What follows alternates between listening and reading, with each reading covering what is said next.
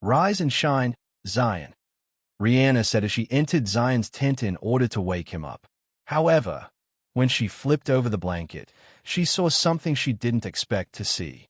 She found the teenage boy's head buried in Erica's chest, his arms wrapped around her body. Erica was wearing a black, one-piece nightdress and also hugging 13, sleeping soundly. One of the nightgown's shoulder straps had been undone, revealing a part of Erica's chest, where Zion's head was buried. If one were to look closely, they would notice that the teenage boy's lips were currently touching something it shouldn't be touching. At the sight of this scene, Rihanna was frozen in place, not knowing what to do.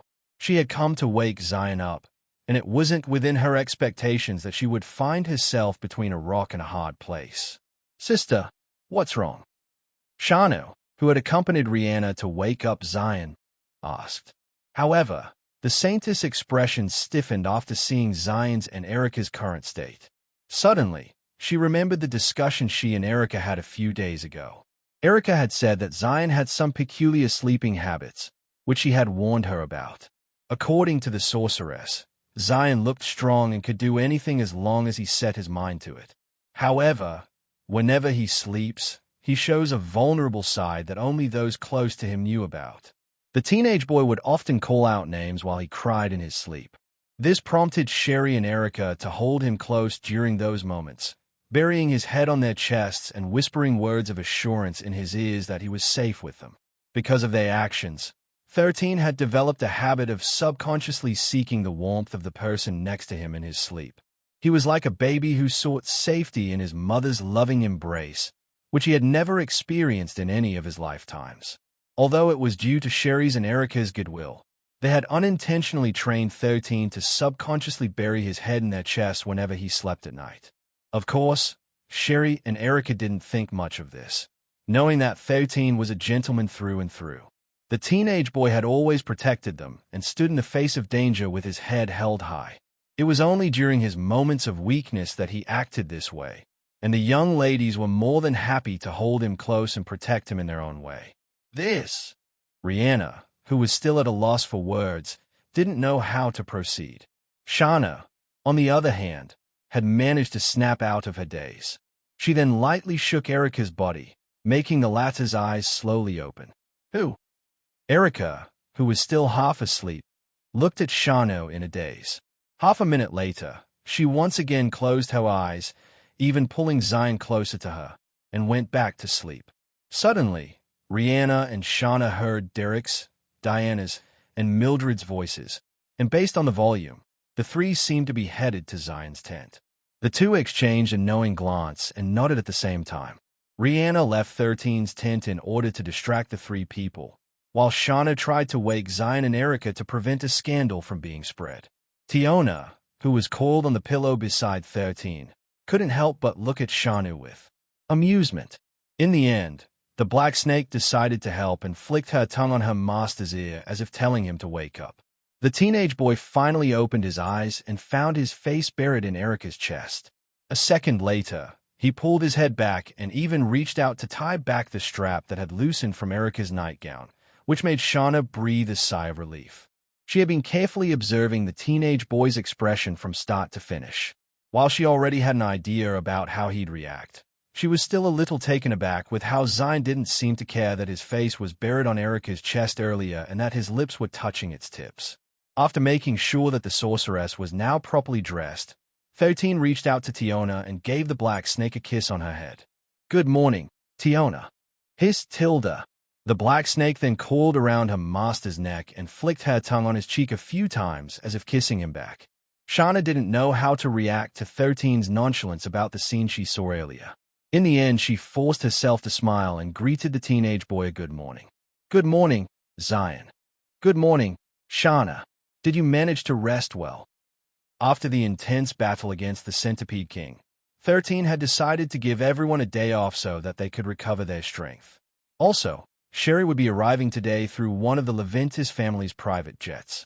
13 also wanted her to participate in the training, for it would greatly increase her chance of surviving her missions in Salterra, as well as the upcoming Jinn invasion in the Rigel continent. Sherry lived in the Sinai continent with her parents, who were running a mercenary group. Their group would often escort important people, including merchants, in sole terror, protecting them from the monsters that roamed the land. Of course, there were cases when they also protected their employers from other rogue wanderers and bandits who lurked in the roots near mountains and forests. Zion, do you always sleep with Erica at night? Shauna asked. A faint tinge of red was spreading on her face as she asked this question. Actually, I sleep alone during the night, 13 replied. Maybe Erica was worried about me, so she sneaked inside my tent. Well, this isn't the first time it happened, so I'm already used to it. You're already used to doing that. It felt good. The Saintess didn't know if she should laugh or cry after hearing the young man's words. A part of her wanted to be impressed because the teenage boy could say such words with a straight face. The other half, on the other hand, made her want to have a private talk with Zion and tell him that there were things that he shouldn't do when interacting with girls. However, after thinking about it for some time, she decided that it wasn't her place to educate the teenage boy, who had now started to do some light stretches in front of her. Shauna watched helplessly as the teenage boy did light stretches in front of her to improve his blood circulation. After he was done with his stretching exercises, 13 lightly shook the sleeping sorceress to wake her up. Oi, Erica, wake up, 13 said. It's morning already. HNG, 5 more minutes, Erica replied. Derek is coming, 13 commented. Do you want him to see you in your nightwear? As if hearing something very unpleasant, Erica opened her eyes and propped herself up. She then raised her hand and also did a few light stretches, making the curves of her chest stand out. 13 then handed her a change of clothes before he turned around to change his own clothes. Shauna watched as the teenage boy took off his shirt, revealing his lean and toned body, which looked incredibly amazing for someone who was only about to become 14 years old in a few months. The teenage boy then took out a combat shirt, which he usually wore during training sessions. Erica, who had finished wearing her clothes, stood up and held Shauna's hand. She then pulled her out of the tent just in time before the teenage boy removed his shorts to wear the combat jeans. Is Zion always like that in the mornings? Shauna asked with great curiosity. Yes, Erica replied. I don't know if I should be happy or not. He totally lacks the shyness that a young man should have over the opposite sex. But if you stay with him long enough, you'll get used to it. I'm sure you already noticed that unlike normal teenagers, Zion doesn't have any perverted thoughts in his head. Even if you strip naked in front of him, he'd just probably say something along the lines of 9 out of 10.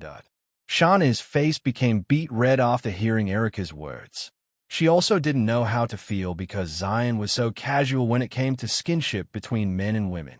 The Saintess was certain that if Roland, Derek, or Joshua had been in the same situation as the teenage boy, the three of them wouldn't be able to brush it off as if nothing had happened.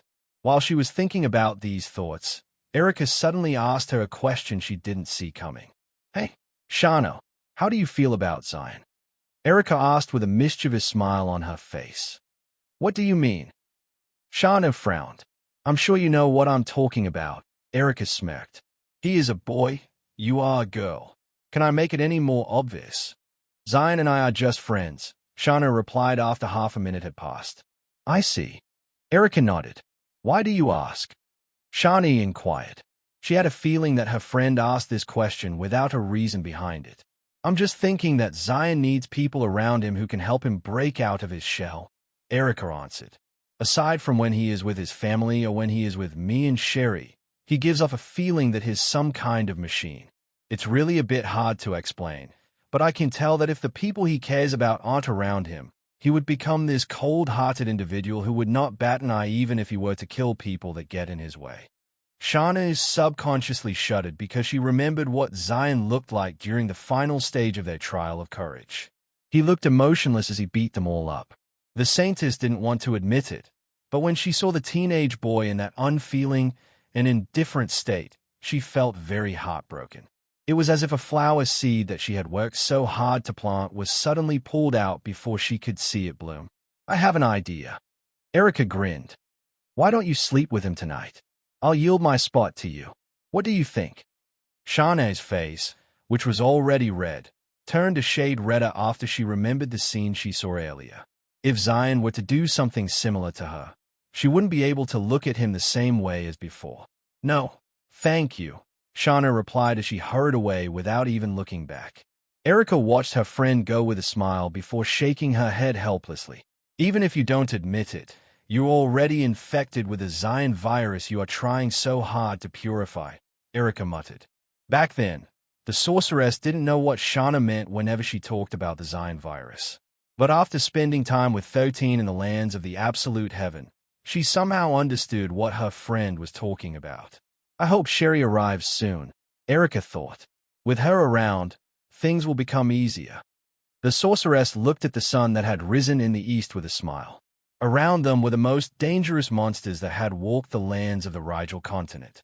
And yet, these terrifying monsters only gave them a sidelong glance before returning to whatever they were doing. In the past, she could have never imagined a scene like this happening.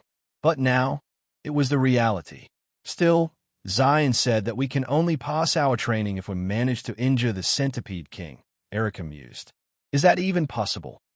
A rank 8 sovereign would require the cooperation of 3 to 4 thrones to defeat.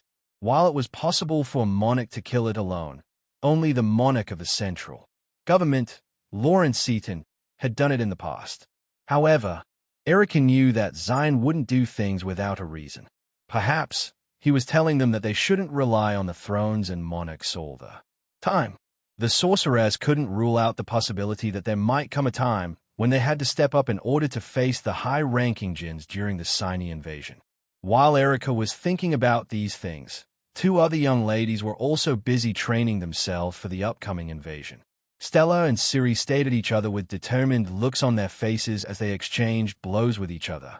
After being repeatedly defeated in Zion's hands in the final trial of the Temple of Courage, the 2 of them decided to train with each other, working to reach the same goal: surpass the super rookie who was currently thinking of what he wanted to eat for breakfast. Sherry, who had just bid goodbye to her parents, was escorted to the airport by one of the soldiers serving 13's battalion. The journey was smooth since the roads only had a few cars in it, for most of the citizens of the Sinai continent had already been evacuated. When the young lady arrived at the airport and was about to enter the gate, she found 2 adorable twin girls with pink hair, seemingly around 7 to 9 years old, blocking her path. "Big sister, are you going to meet Big Brother Zion in the Rigel continent?" one of the little girls asked. "We want to go there too." "You know Zion." Sherry crouched down to look at the 2 adorable girls in their eye level. "Yes. Cinnamon knows Big Brother Zion." "What are your names?" Sherry frowned. "And where are your parents?" "Also, I'm heading to the Rigel continent, and it's a dangerous place. Are you even allowed to go there?" "Big sister has so many questions," one of the little girls pouted. "My name is Maple, and this is my sister, Cinnamon." "Our parents are back home," Cinnamon answered. "Also, we want to see Big Brother because he is good to us." Sherry blinked once then twice before tilting her head to the side. She was going to a very dangerous place, so how could she possibly bring along 2 little girls with her? "I'm sorry, but I can't bring you with me," Sherry said in a serious tone. "I'm going to a very dangerous place. There are a lot of monsters there, you know." "We know there are monsters there," Maple commented. "Cinnamon wants to taste them all." Cinnamon smiled sweetly. "Also, Big Brother Zion's cooking is very good. I love them." Sherry's expression immediately changed when she heard the words, "Big Brother Zion's cooking is very good." As someone who had eaten the teenage boy's cooking once, Sherry would never want to eat it again. "I'm sorry, but I can't take the 2 of you with me," Sherry said firmly. "Your parents must be worried about the 2 of you. So go home, okay?" Maple and Cinnamon pouted and looked at the teenage girl with pitiful looks on their faces. However, Sherry steeled herself and lightly patted their heads before walking through the gate to catch her flight. "Big sister, see you later," Maple shouted. "Cinnamon will see you soon." Cinnamon called out. Thinking that the 2 girls were just bidding her goodbye, she waved her hand at them and proceeded to the gate where the Leventis private jet was parked. Half an hour later, the jet soared to the sky of the Sinai continent. It would take them 12 hours to reach the Rigel continent, so Sherry decided to take a short nap first.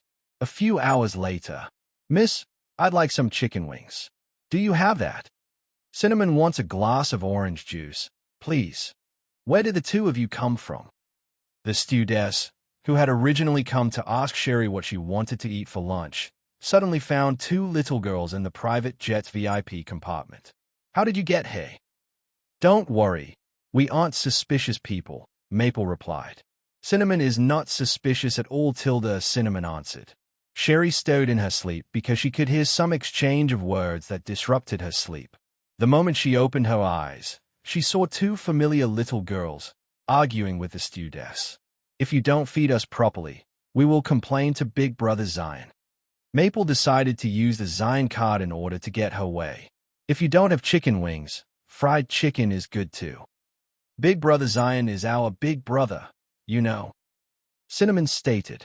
Big Sister Remy and Little Rhea are our friends. The stewardess paused for a bit since the two girls seemed to really know who their employer was.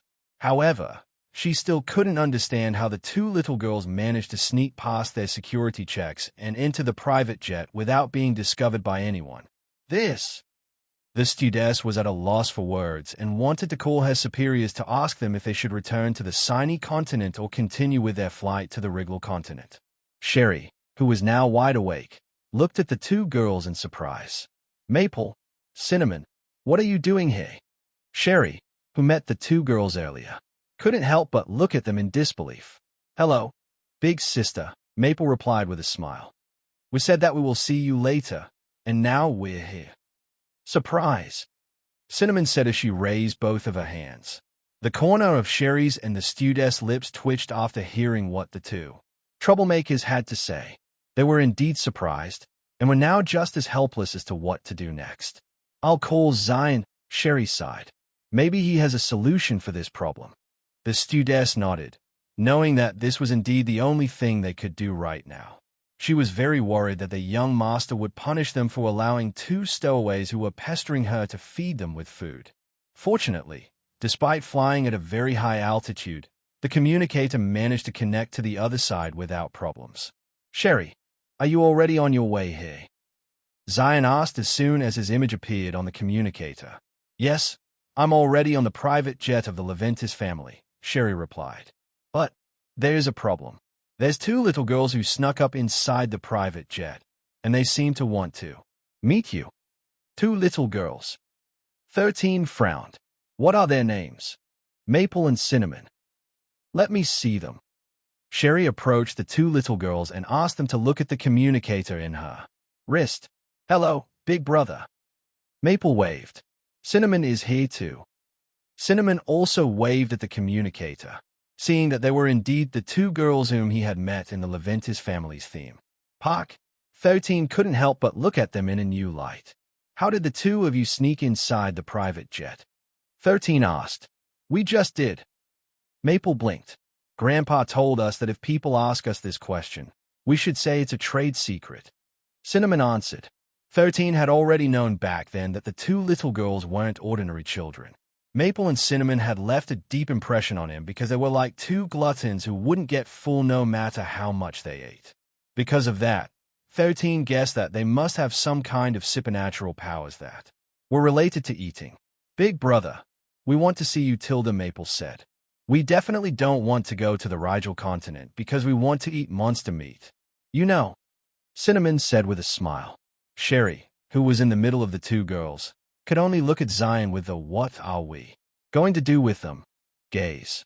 The teenage boy pondered for a bit before making a decision. Since they are already there, just take them with you, 13 ordered. I'll think of something when they arrive here. They, the two little girls cheered happily, making 13 look at them fondly. Big brother, the big sister here doesn't want to give us some chicken wings. Maple immediately started to complain. Cinnamon wants orange juice. Cinnamon joined her sister, deciding to press while the iron was still hot. Okay, the two of you can eat as much as you want, 13 replied. But make sure to behave during the rest of the flight, okay? Yes, 13 then talked to the stewardess and gave her instructions to treat the two girls as VIP guests, just like Sherry. With the confirmation of her employer, the stewardess promised to give Maple and Cinnamon the VIP service they were entitled to. Sherry wanted to ask Zion many questions about the two girls, but she decided to just wait until they arrived at the Rigel continent to do it. For the time being, she chatted with Maple and Cinnamon, who were happily eating chicken and drinking orange juice. To her surprise, she found out that one of the wanderers who accompanied them in their journey, Stella, was Maple's and Cinnamon's sister. She could still remember how she was impressed by the black-haired beauty's archery, as well as close combat techniques. Her prowess with the bow was exceptional, surpassing all the wanderers she had seen, including Mildred of the hero party. Does your big sister know that the two of you plan to meet Zion in the Rigel continent? Sherry asked.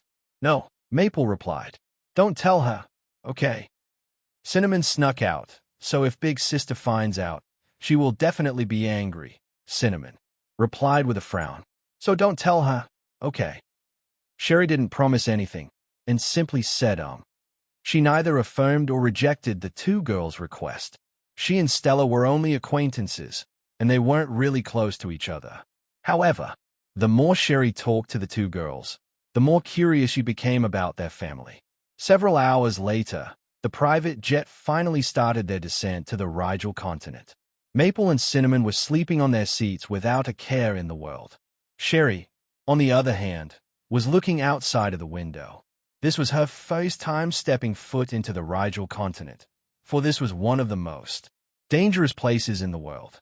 When Zion invited her to participate in training, she was more than happy to accept his invitation. But when she realized that the training ground would be the lands of the Rigel continent, even Sherry felt that this training that she was about to take part in wouldn't be as simple as she originally thought it would be. Hello, big brother. Maple greeted with her arms spread wide, as if asking for a hug. Big brother, hug. Cinnamon imitated her sister because she wanted a hug as well. 13, who had a soft spot for children, crouched down and hugged the two girls, making both of them giggle happily. A few seconds later, the teenage boy pulled back and looked at the two girls with great curiosity. What are you girls doing here? 13 asked. Don't tell me that you ran away from home again. The two adorable girls averted their gazes and started to whistle, pretending that they didn't hear his words. Seeing that the two had no intention of answering his question, he could only sigh and pat their heads. Don't worry, big brother. Maple smiled. Grandpa will pick us up sooner or later. Yes, Grandpa is the best. Cinnamon raised her hand. You girls still haven't answered my first question, 13 stated. What are the two of you doing here? Because we want to see Big Brother. Cinnamon wants to eat Big Brother's cooking. When he heard that the two girls went to find him just to see him and eat his cooking, his gaze softened a bit, and he once again patted their heads. Okay, I'll cook for the two of you later, 13 replied. But make sure that you don't wander too far from us, okay? There are many monsters here, and they love to eat cute little girls like you. Big brother, that's impossible. Maple shook her head. No one can eat us. Big brother, we are the only ones who do the eating, Cinnamon smiled. Actually, we also came here because we want to eat monster MPHHH. Maple hurriedly covered her sister's lips and whispered something in Cinnamon's ear, making the latter stop struggling. The members of the hero party, Sherry, Rihanna, and the squad captains of 13's battalion all stared at the two adorable girls, who seemed out of place in this dangerous lands that were infested with monsters. Shanu was unable to just let it be, so she approached Zion and whispered in his ear. Zion, we should send them back to the Sinai continent, Shana whispered. This is a very dangerous place for children. Of course, 13 understood why Shana thought this way. However, he had a feeling that even if the two girls were to wander the Rigel continent on their own, they would be perfectly fine. He didn't know why he felt this way, but looking at the two girls, he couldn't help but think that no one in the world could harm them. Also, after seeing the two girls again, the teenage boy confirmed the hunch that he had in the past. These two girls are protected by mysterious powers, 13 mused. As the system of cannon fodders, he could tell if a person was a cannon fodder, a hero, a villain, or an extra. However, despite being this close to Maple and Cinnamon, he couldn't tell what roles they played in the multiverse. Suddenly, He thought of a possibility that made him more confident that the two little girls would be just fine taking a stroll around the Rigel continent like they were strolling in their own backyard. There must be Transcendents, 13 mused. Transcendents were beings born one in a quintillion. They were extremely rare, and the roles they played in the multiverse varied. Not only were they protected by fate, but they were also protected by other mysterious powers that moved the universe. Simply put, it was extremely impossible for them to be harmed or killed by anything. They could only die a natural death once they reached the end of their lifespans. If someone were to try to take their lives, a miracle would happen that would make them survive no matter what. Even if a nuclear bomb or meteor were to be dropped on top of their heads, Transcendents were bound to survive no matter what. 13 then felt a tug on his shirt, which made him look at Sherry, who was standing on his left side. Maple and Cinnamon told me that Stella is their oldest sister, Sherry said. A look of surprise flashed on 13's face. You're Stella's little sisters? Yes. Maple nodded. Big sister loves us very much. Cinnamon loves Big sister, too. Cinnamon replied. Then, should we tell her that the two of you are here? 13 asked. No. Maple answered hurriedly, while hugging 13's arm. Don't tell Big Sister that we are here. She will be angry. Big Sister is scary when she's mad. Cinnamon also grabbed hold of 13's other arm, making the latter chuckle. Fine, 13 said. I won't tell your sister. But, are you sure that your grandpa will pick you up later? He will. Grandpa always finds Cinnamon even if she hides. After thinking for a while, 13 decided to take the two girls to Endy, who was the only lady among the three Earth Dragons. He was supposed to give everyone a day off from training, but after their battle with the Centipede King, all of them were raring to start their training right away.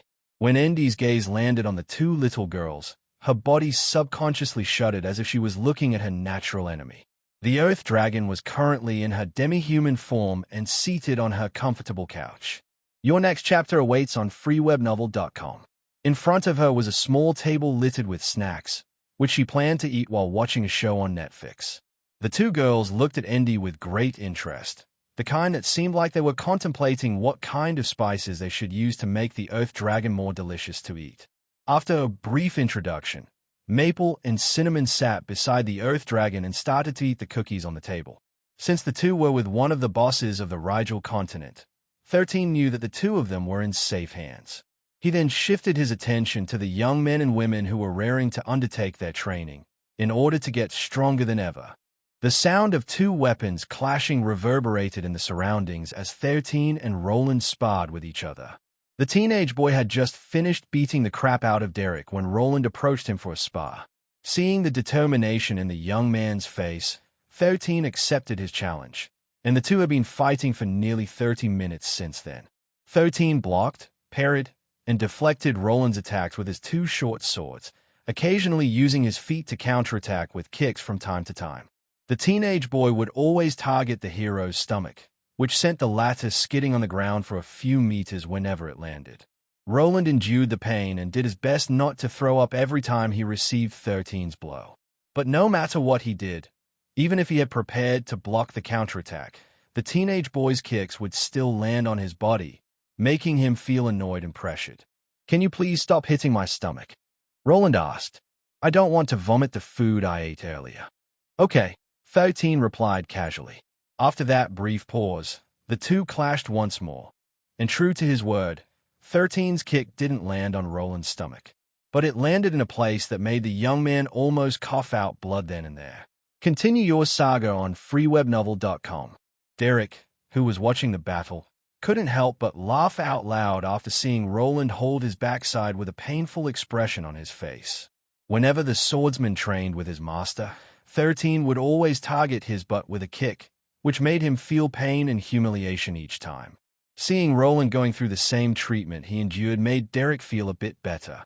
Now, he had a buddy that could understand his pain and suffering. The only saving grace was that the girls were currently training in a different location. Of course, if the girls were around, 13 would show some consideration and not hit the places which would make the boys feel shameful. After several more exchanges, Roland was already on the ground, panting for breath. Just how are you able to do this? Roland asked.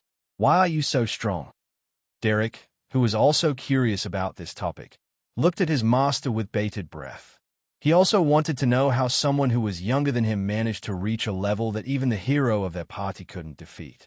13 pondered this question for 2 minutes before answering the young man's question. Experience is the best teacher, 13 replied. When you experience the same things that I did, I'm very sure that being strong is the only option. What did you experience, Master? Derek inquired. Can you tell me about it? Maybe I can get stronger that way as well.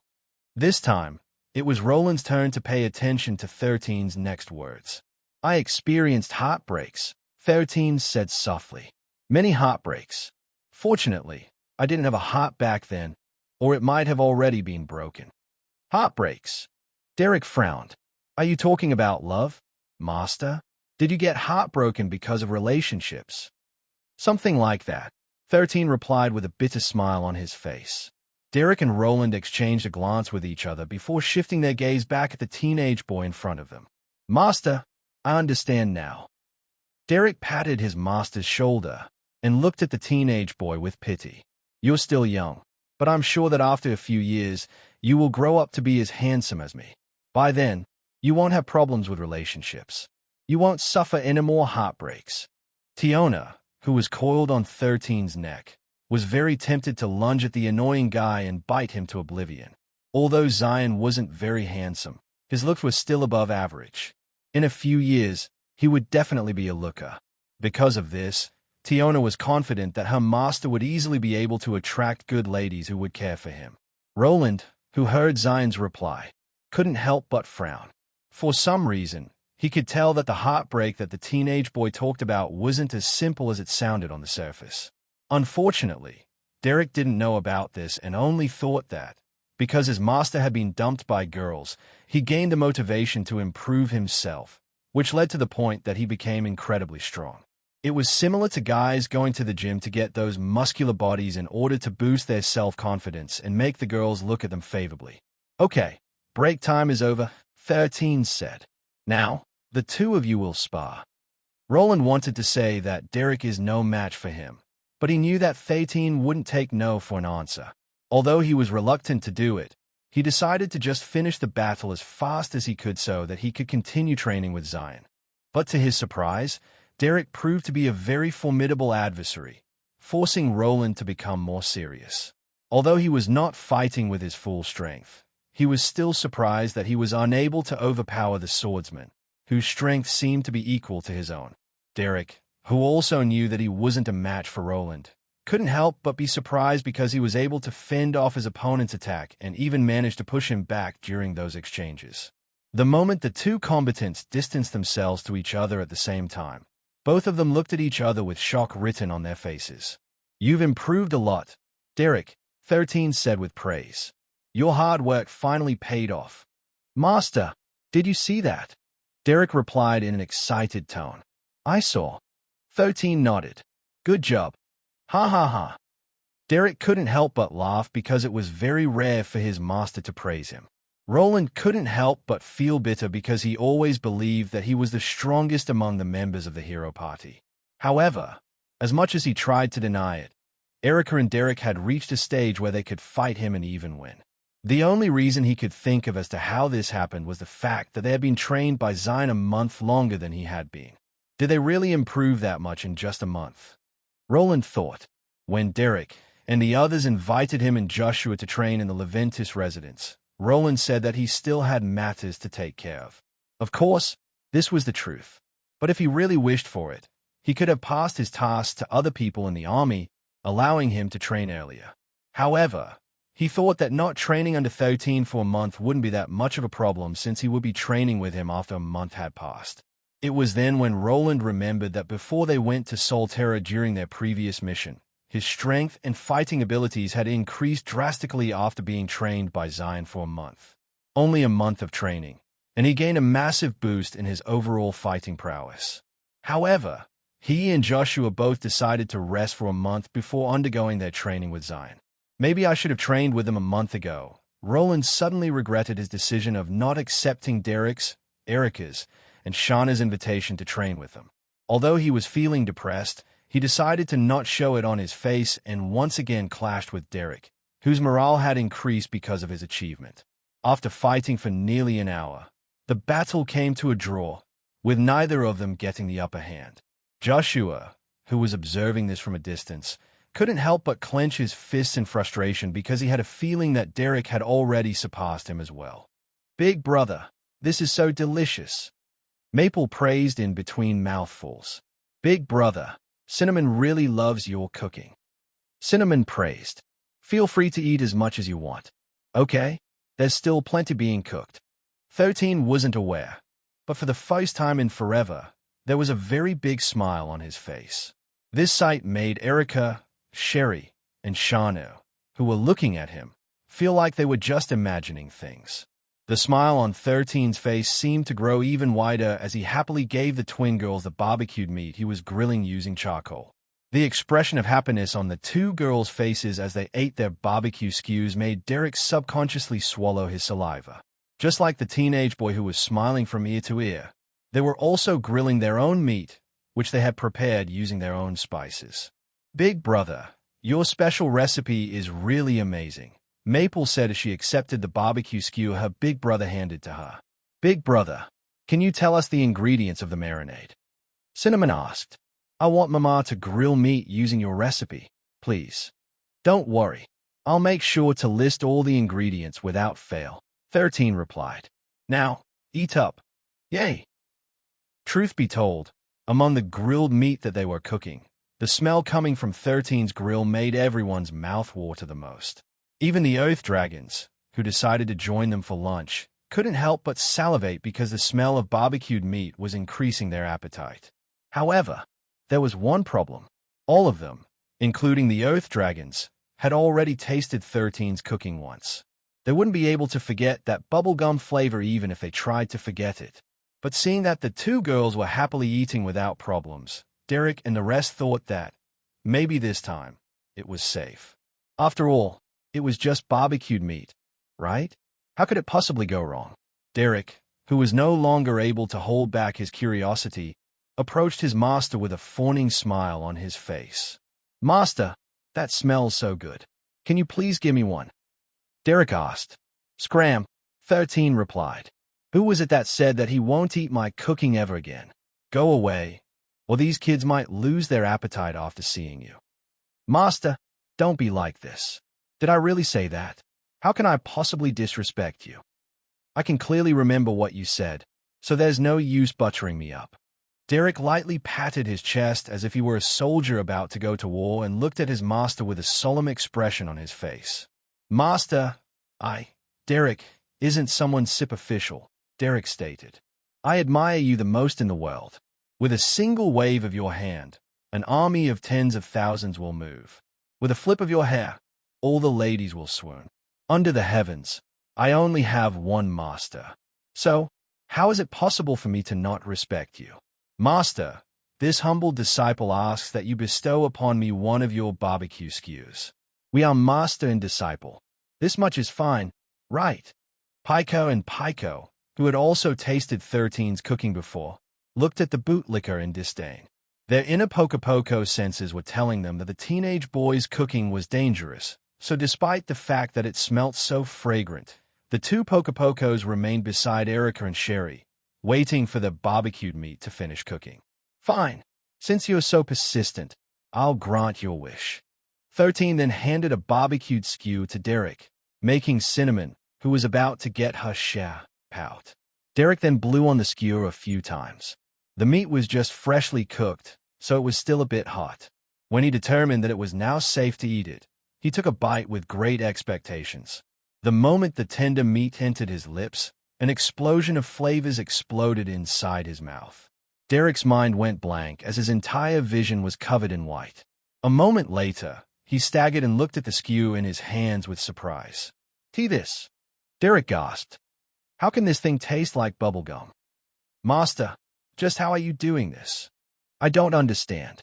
I can't eat this anymore." 13, who was smiling ear to ear earlier, glared at this bastard disciple. Maple and Cinnamon did the same, especially Cinnamon, who was suffering from injustice because 13 handed the barbecue that was meant for her to another person. You don't like Big Brother's cooking? Maple asked in disdain. Is there something wrong with your taste buds? I feel sorry for you. People who don't appreciate food are not appreciated by the food gods, Cinnamon said as she pointed angrily at Derek. Can't you feel the love and care that Big Brother poured into that barbecue? You're making me angry. I want to bite you. Even Tiona hissed angrily at Derek. If a master gave her the order, she wouldn't hesitate to bite the ungrateful bastard who dared to waste her master's goodwill. Calm down, girls. 13 tried to pacify the two adorable girls who were defending his cooking. Don't let his uncultured swine make the two of you angry. Don't worry, I'll cook more for the two of you. Cinnamon, who saw that Derek was about to throw the barbecue skewer in his hands, reached out to grab it. She then ate it while glaring at the swordsman, who was very close to being bitten to death by her. I knew it. Pica chuckled. We dodged a bullet, Pico commented. An hour later, after everyone finished eating, 13 took everyone to the beach. This was supposed to be their day off, but they spent half a day in training instead. However, since Maple and Cinnamon were there with them, 13 decided to take the two little girls to the beach so that they could have some fun. When they arrived at the beach, several walrus-like djinns looked at them, but none dared to block their path. In fact, the djinns even made way for them, as if fearing that the humans would be scared of them. Maple and Cinnamon, who had just eaten, looked at these walrus djinns while swallowing their saliva. When these monsters sensed this, all of them immediately fled the scene as if they were staring at their mortal enemies. The young men were already wearing their swimming trunks, and 13 had to admit that their bodies were very masculine. Even Pietro, who was the skinniest among 13's captains in the past, had bulked up a bit after all the training that was done in the army. When the girls appeared wearing their bathing suits and bikinis, the young men were unable to take their eyes off them. This was especially true for Roland and Joshua, both of whom were looking at Shauna. The Saintess was wearing a one-piece white swimsuit. But since Shauna was a bit conservative, she also wore a frilly white sarong that covered the lower part of her swimsuit, making Roland and Joshua gulp. Zion, how do I look? Erica asked as she posed in front of the teenage boy, who was holding Maple's and Cinnamon's hands. Erica was wearing a red bikini that made her curvaceous body stand out. Al Capone couldn't help but whistle after seeing the beautiful sorceress who grew up in the right places. It would have been perfect if your hair color wasn't dark blue, 13 commented. But I'll give you 8 out of 10 for the effort. Erica clicked her tongue. Although Zion was looking at her, he wasn't reacting like the other boys, who were ogling her gorgeous body. Sherry, who was wearing a dark blue one-piece swimsuit, had no courage to ask the teenage boy how she looked. However, 13 looked in her direction and gave her an encouraging smile. That swimsuit looks good on you, Sherry, 13 said. Thank you, Sherry replied, a faint tinge of red spreading on her face. Hey, what is this discrimination? Erica complained. You didn't tell me that I looked good in my swimsuit. 13 blinked once then twice as he looked at Erica from head to foot before looking straight into her eyes. It looks good on you, 13 said in a monotonous tone, almost making Erica grab his head in a headlock. Zion, you're so mean. Mildred, who was wearing a white bikini, giggled. Mildred was quite petite, so she was wearing a swimsuit that looked like sportswear, which surprisingly made her look very attractive. Diana and Piper, who were the only women among 13 squad captains, wore white and pink bikinis that highlighted their beautiful figures. Maple and Cinnamon were both wearing pink swimsuits. The two little girls had storage rings with them, which were filled with food and clothes. Clearly, they could go anywhere and anytime, thoroughly prepared when they ran away from home. Everyone had fun on the beach, while 13 played with the girls on the sand and built sandcastles. From a distance, the Death Lord, Erasmus, looked at the teenage boy, who had a carefree smile on his face. He could still remember when he was dying, and 13 was mourning inside of his head. Back then, he thought that his system was an emotionless being. But seeing him now, the Death Lord couldn't help but smile. 13 once told him that he had gone through dozens of hosts, and all of them died pitiful deaths. Erasmus could sense the pain and heartbreak in 13's voice back then, so he promised him that he wouldn't end the same way as his previous hosts. However, fate wasn't something that anyone could change so easily. His only regret was that he was unable to keep his promise in his previous lifetime. But now, he believed that with him and Zion working together, they would finally be able to break free from the shackles that had bound them 300 years ago. Erica panted for breath as the flames around her slowly faded. She was so exhausted that she felt like dying. Originally, she thought that she was invincible in the sky, but 13 brought her down a peg by making Sherry use a special strategy against the sorceress. When they were still in the fractured heaven, Erica and Sherry both gained rank 4 Steel Falcon avatars, while Diana gained Steel Falcon wings as an equipped item. 13 had been teaching Sherry aerial warfare because she had never tried it in the past. The teenage boy had prepared a saddle just for her, allowing her to mount the Steel Falcon's back safely. There was even a special seatbelt that allowed her to freely use her hands and shoot arrows from the sky. Fortunately, Sherry was one of those people who didn't have a fear of heights, which was enough to make her an ideal aerial knight. A rank 4 Steel Falcon was not only fast, but it was also a very deadly monster. Its wings were as hard as steel and could slice off the enemies it attacked in the air like a sword. Its razor-sharp claws and feathers, which it could use as range attacks, were just as deadly as its entire body, making it a true killer in the skies. For this battle, Erica fought against Sherry, and the sorceress' earlier confidence disappeared the moment the Steel Falcon performed maneuvers that made it almost impossible for her to hit. Even if she used magic bullets, the Steel Falcon would simply raise its wings like a shield, nullifying one of Erica's trump cards. Just like 13's monster army, he had a way to make the Steel Falcon evolve into an adamantine falcon, a true terror in the sky. 13 even fed the Falcon 2 scales of the ancient 8-headed serpent, increasing the strength of its steel-like body and making it more resistant to magical and physical attacks. The impetus for its evolution was to gain enough combat experience while getting hit by spells or physical attacks. Since Erica was like a magical turret that could unleash spells en masse, she was the perfect person to facilitate the Steel Falcon's evolution. Of course, the sorceress was unaware of 13's plan. He simply asked her to spar with Sherry. She was very confident in the beginning since she had fought against Steel Falcons before. But now, all of that confidence in her disappeared without a trace. "I give up," Erica shouted in exhaustion. She no longer had the strength to continue because she already gave her everything in the battle. Sherry, who didn't do anything aside from commanding her Steel Falcon avatar whom she named Ace, was very happy with the outcome of the match. Erica felt incredibly down because she lost to a rookie and her rank 4 Steel Falcon that had evolved into an overlord after eating the 2 scale from the Majin King. Originally, Steel Falcons were only resistant to physical attacks, but after eating the Majin King scales, it also gained some magic resistance, making it a cheat-like monster. Unfortunately, as strong as it was now, it would still need to fight many more battles and endure many more attacks before evolving into an adamantine falcon, which would not lose even if it fought against dragons of the same rank. "Zion, what happened to Sherry's Steel Falcon?" Erica asked. "Why is it so strong? I also have a rank 4 Steel Falcon, but it's trash compared to this one." "That's because Sherry's Steel Falcon is special," 13 replied before walking close to the sorceress in order to whisper something in her ears. "I also fed it 2 serpent scales from the Majin King. Now, it's not only strong against physical attacks, but it's also resistant to magical attacks." Erica narrowed her gaze. "Then feed my Steel Falcon with serpent scales as well." "No," 13 replied. "Why?" Erica asked with a pout.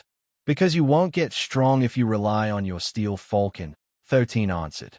"Sherry is still a rookie, so she needs all the help she can get. But you're different. You are the great sorceress, Erica. Why do you need a Steel Falcon to fight your battles for you? Also, I will be teaching you a special move that would make you incredibly strong as well." Erica gave the teenage boy a doubtful look. "A special move? Is it a spell?" "It's something similar but different at the same time," 13 smiled. "It's called Weaponization."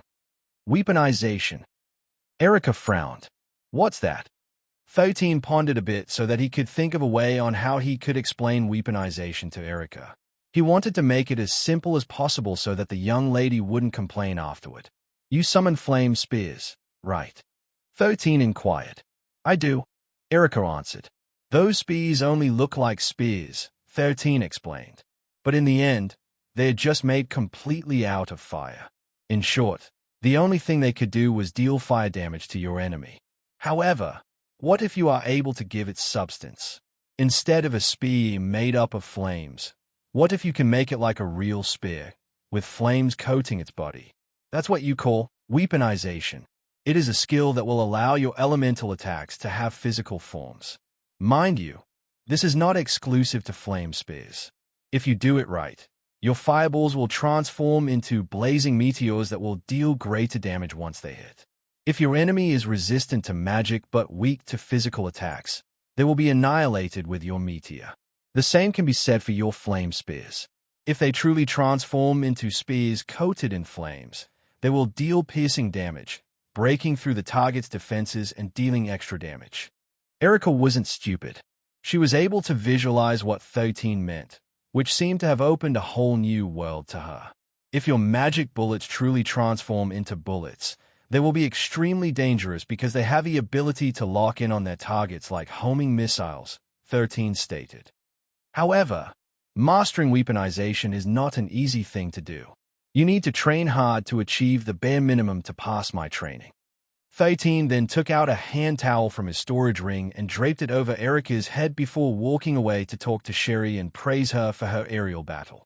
Erica felt bad earlier, but now, she seemed to have reached some kind of enlightenment, which would allow her to become 3 times more deadlier than ever before. An intense battle took place in the sky as Erica fought with Sherry, who was riding on her steel falcon. Erica was spamming magic bullets, and so far, she had achieved minor success in weaponization. Her magic bullets now had a small black bead at their center, which was concentrated magic that took physical form. The sound of metallic beads colliding against steel reverberated in the surroundings. It sounded like countless little bells that were being rang at the same time. 13 taught Erica the theory of weaponization for 2 reasons. The first one was to make Erica stronger. The second one was to hasten the Steel Falcon's evolution. Since it could only evolve after getting hit numerous times by magical and physical attacks, Erica's weaponization was the perfect way to make it evolve as soon as possible. If the sorceress only knew that 13 was only using her to make Ace evolve faster, Erica would certainly get mad and target 13 with her magic bullets instead. Fortunately, she didn't know, so 13 could only chuckle in his heart as he shifted his gaze to Joshua, who was fighting against Mildred in range combat. Just like Erica, the Sage of the Hero Party was a magical battery. He had both offensive spells, as well as debuff spells, which could make the enemy feel disgusted in battle. That was why, when 13 trained Joshua in the Leventis residence using the Gandam Neuralink, he made him battle a Pokopoko composed of Isagos data. The Pokopoko not only attacked him, but also trash-talked him to oblivion, making Joshua lose the calmness of his state of mind. The role of the Sage in the Hero Party was the controller. He was someone who supported Erica as an offensive spellcaster and supported Shano as a debuffer. By inflicting his enemy with debuffs like Slow, Weaken, Paralyze, Blind, and other spells that would decrease the enemy's combat effectiveness, the Hero Party would be able to get an advantage, especially when they were dealing with a single strong monster. Because of this, Joshua needed to remain calm at all times to perfectly assess the situation. If his mental state was broken, his effectiveness in battle would decrease by more than half. The training with the Pokopoko had nearly driven Joshua insane. As someone who had been treated with respect his whole life, being hurled with expletives brought him down a peg and made him wake up to reality. Now, he had stronger mental defenses and was able to deal with Mildred's range attacks in a calm manner. Seeing that the battle was moving according to his expectations, he shifted his attention to Diana's and Shana's battle. With sword and shield in hand, Diana clashed with Shanu, who was wielding her silver banner like a spear. Not bad, 13 thought. Shana's close combat is at a passable grade. As the Saintess of the Hero Party, Shana would always be at the rear of the formation. However, This wasn't a safe place because the enemies usually target the healer first. If ever there were monsters who managed to get past the Vanguard's defenses, Shauna would have to protect herself. And this was where 13's divine martial technique came in. Shani's divine technique was called Saintess Eternal Blossom. It was a technique that merged celestial beauty with devastating martial prowess. When activated, the user becomes surrounded by a field of radiant, ethereal blossoms that sway with an otherworldly glow. Each petal embodies a fragment of divine energy, offering protection, overwhelming offense, and restoration. It had 3 major abilities. Blossoming Sanctuary, a field of divine blossoms blooms around the user, creating a protective barrier that absorbs incoming attacks. Allies within the sanctuary are healed, their wounds closing as petals swirl around them. The barrier grows stronger with the user's resolve. Petal Storm of Judgment. The petals transform into razor-sharp, luminous projectiles that target enemies with divine precision. Each petal strikes with immense force, capable of breaking through even the strongest defenses. Eternal Bloom Requiem. The ultimate technique of Saintess Eternal Blossom. The user channels all of their divine energy into a massive, celestial flower that blooms above the battlefield. It releases a cascade of radiant petals that cleanse the wicked and restore the pure. Enemies are obliterated by its divine judgment, while allies are healed to their peak condition. True to its name, every time Shauna swung her silver banner, white flower petals fluttered in the surroundings, wafting off a fragrance that soothed one's senses. However, these white flower petals shouldn't be underestimated. As delicate as they look, they were sharp enough to cut through a person's skin, making them a very deadly ability. Only Diana, who specialized in defense, would be able to fight Shauna calmly, which had led to a stalemate between the Crusader and the Saintess, the ones who played the roles of guardian and healer of their party. Hundreds of meters away from them, Derek and Roland were fighting each other. Currently, the two of them were evenly matched. Even 13 didn't know who would win between the two because they almost had the same fighting prowess. Not far from them, Al Capone was fighting against Christopher's avatar, Brutus, who was now a rank 5 sovereign. Of course, Brutus wasn't fighting with 100% of his ability. If he did, Al Capone wouldn't stand a chance of winning against him. Right now, the leader of the E4 Mafia had a black flame blazing on his forehead, which was the ability that 13 had passed on to him in exchange for the 2 billion gold coins he should have won in the auction. Originally, Al Capone was feeling depressed that his money was swindled from him by his battalion commander. To make matters worse, when the two of them reunited, 13 didn't hesitate to knock him unconscious. The teenage boy hadn't done it out of spite. He simply played it safe and made Al Capone faint before he transferred a divine martial technique in his consciousness. When Al Capone finally woke up, 13 handed him a martial booklet and asked Al Capone to train using the moves inside of it. At first, Al Capone felt indignant, but after reading the booklet, he felt that he could see someone performing the different martial poses inside his head. Whenever he slept, he would find himself executing the martial technique while fighting against countless enemies. This was how the martial techniques that 13 had given to others worked. Whether they were awake or asleep, they would learn the martial techniques without fail because they themselves would be performing it consciously and subconsciously. The training inside their dreams were the real cherry on top because they were always sent to a battlefield, and the battle would be so realistic, making them even feel pain despite the fact that it was only a dream. When Al Capone finally finished reading the booklet, it suddenly caught fire and burned until only ashes were left. Even so, it no longer mattered. Al Capone had already memorized everything. The only thing he lacked was experience. With a bit of practice, it would be ingrained into his muscle memory. The divine martial technique that Al Capone gained was called Phantom King's Shadow Dominion.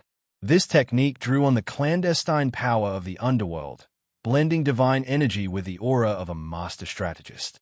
The user becomes an untouchable phantom, manipulating shadows and reality to dominate the battlefield. It had 3 distinct abilities. Spectral Sovereignty. The user creates an intangible domain of darkness, silencing all opponents' powers within its radius. Only allies of the Mafia can act freely. Chains of Oblivion. shadowy chains erupt from the ground, binding enemies and draining their strength while empowering the user. Eternal Vow of the Mafia King, a finishing move that invokes the loyalty and power of the Mafia family, amplifying the user's energy to obliterate foes in a devastating strike. In short, the Eternal Vow of the Mafia King's power increases when the members of the E4 Mafias are gathered together. The greater the numbers, the greater the damage. But since Al Capone was using this ability for the first time, he was having trouble fighting against the Troll Champion, who had high resistance to physical and magical attacks. Christopher watched the battle with his arms crossed over his chest. As 13's right-hand man and also as a brute tamer, he was also given a powerful divine martial technique, which 13 asked him to keep hidden. He was only allowed to use this as a last resort because once he used it, he would gain the attention of every major power in the world due to how devastating it was. Colbert, who was 13's third in command, also had a divine technique.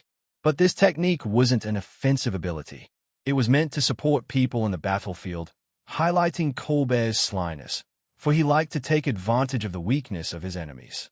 The more they trained, the more 13 believed that when the Tournament of Dragons and Phoenixes took place, the people who had gone through his training would definitely be the ones to reach the top ranks in the tournament. Stella slowly opened her eyes and looked in the distance. She had been training with Siri for nearly 6 weeks, and the two of them had gotten closer during that time. Unfortunately, something came up, so Siri had to leave, and they had to halt their training midway. Just as Stella was thinking on where she should go next, she sensed something headed in her direction. Since she was gifted with good eyesight that could lock into a target from a mile away, she was able to see a familiar scene, which made her smile. From the distance, an 8-legged horse ran like the wind, and riding it was an old man wearing an eye patch. In less than a minute, the horse stopped a few meters away from her and neighed in greeting. "Grandpa," Stella said with a smile on her face. "Have you come to pick me up?" "No," Stella's grandpa, who went by the name James, replied. "But I missed you, so I came to see you before I picked up the 2 troublemakers."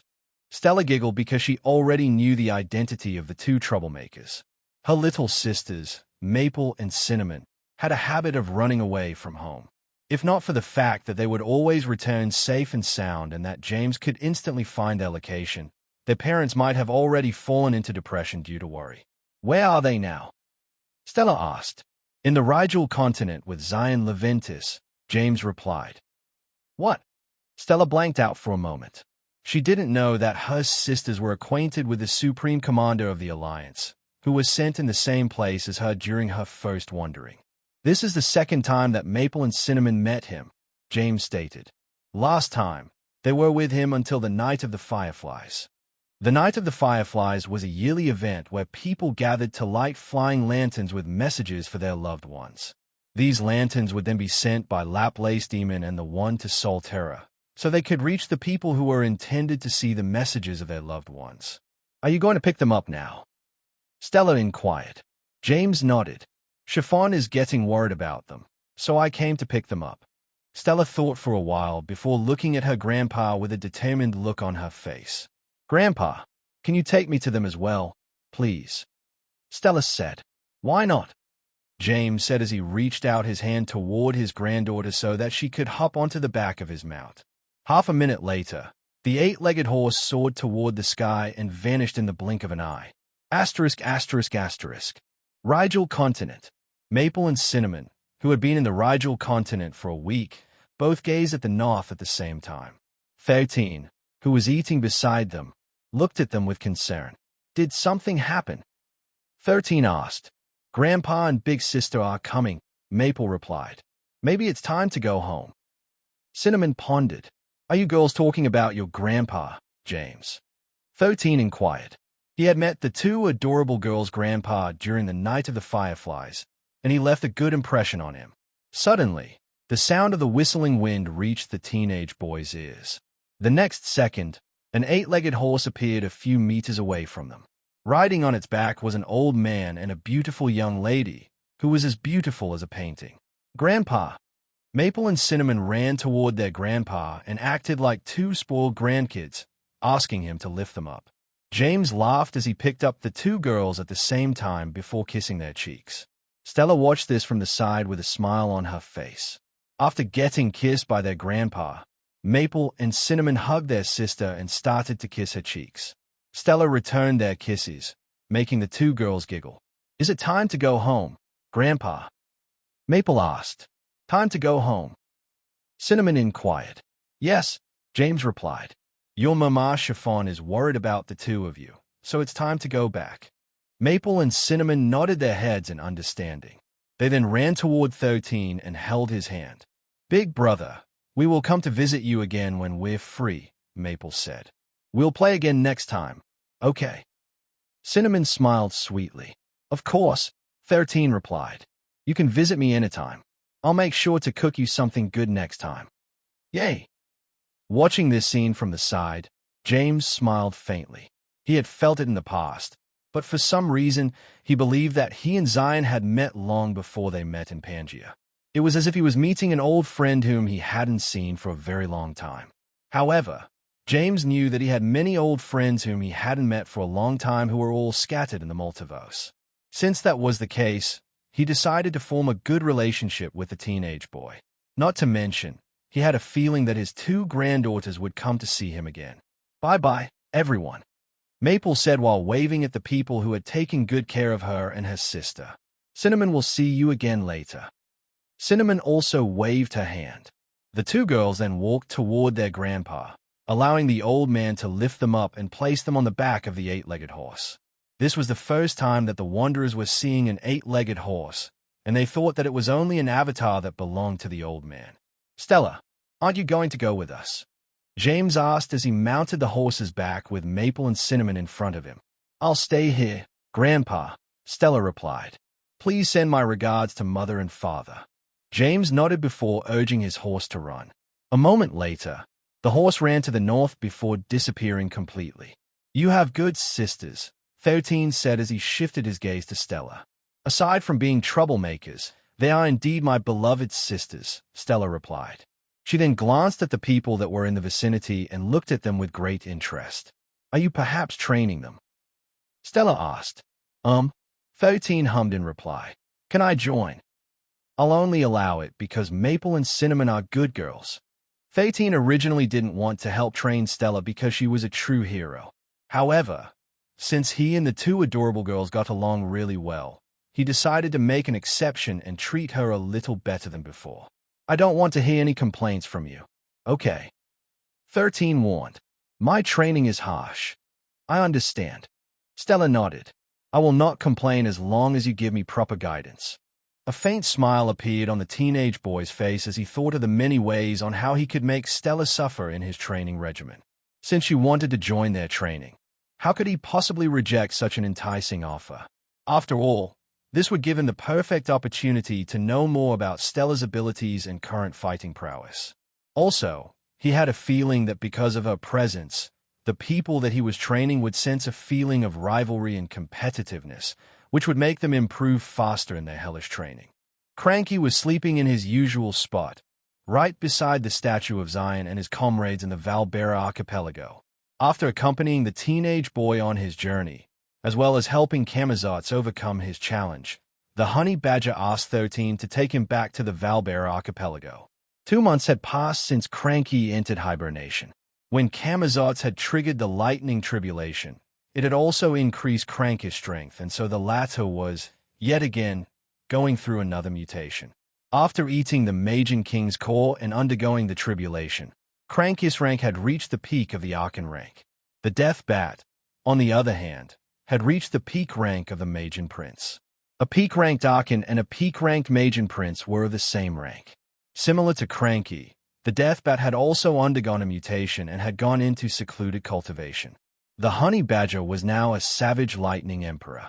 Just as the name implied, Cranky could now use the power of lightning, increasing his overall combat prowess. The Honey Badger was the apex monster of the Valbera archipelago, and the people treated him as their guardian deity. Since then, Cranky no longer attacked the barbarians, the Tigerkins, the trolls, orcs, and ogres. In return, they offered sacrifices to Cranky on the altar they built a few meters away from Zion's statue. Actually, this idea was proposed by 13. The teenage boy wanted Cranky to gain the power of faith, which would give him a different kind of power close to that of divinity. Since the fiend, Fornius, who once protected the Valbera archipelago, was no longer around, Cranky took its place. "Hey, Cranky, are you awake?" 13 poked the sleeping honey badger's nose, in the hope that it would wake up. Unfortunately, the honey badger was in deep sleep as its body spent most of its energy digesting the remainder of the Magian King's core, as well as the power of the golden lightning that had now fused with its body. "I guess he will only wake up once his life is threatened," 13 thought. The thought of forcefully waking the honey badger crossed his mind, but he tossed it aside after a few seconds. He already woke up Cranky when he was on the 12th floor of the Trial of Courage out of desperation. Because of this, the honey badger wasn't able to properly digest the Magian King's core, which made him very cranky. 13 had no intention of disturbing his friend's sleep a second time, so he decided to return to the Order of the Apocalypse to see if Camazotz was around. Unfortunately, the death bat was still in seclusion, making 13 sigh in his heart. "Looking for Camazotz?" Camarasipa asked with a smile. "Yes," 13 replied. "Have you seen him?" "I haven't seen him since his fight against Paimon." "I see." Paimon, who had heard her name, glanced in 13's direction with a frown. She had already been kicked by her former faction and had no choice but to join the teenage boys group since only Camarasipa extended an invitation. "You look troubled," Camarasipa said, pulling 13 to sit beside her. "Do you have some kind of problem? Maybe I can help." 13 pondered for a while before asking the Magian princess a question that had long been on his mind. "The dimensional gates that appear in my world are either connected to Solterra or the Jinn's home world, Gamora," 13 stated. "One of the continents in my world is about to face a Jinn invasion. What I want to know is whether any of you know who is the leader of the Jinn army that will appear in my world within 2 years. Do you have any idea who it is?" Camarasipa pondered a bit before shaking her head. "There are dozens of Magian princes and princesses in Solterra," Camarasipa explained. "Aside from the members of the Order of the Apocalypse, they can be considered as our rivals or enemies. As you may already know, Camazotz's domain is sandwiched between 3 Magian princes. Fortunately, after getting that armor from the Artemians in the Battle of the Arcadia Archipelago, he managed to break the stalemate by defeating one of the Magian princes, intimidating the other 2. Unless he shows signs of weakness, he will be safe. Camazotz's domain is also very stable.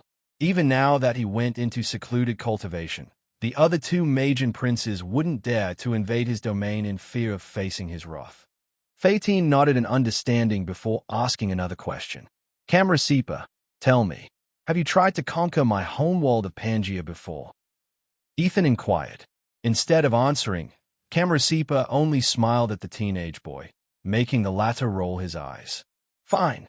If you don't want to answer, then don't answer." 13 shook his head helplessly. "But help me do a divination. Since the members of the Order are not allowed to fight against each other, I need to know if the invaders this time came from our organization."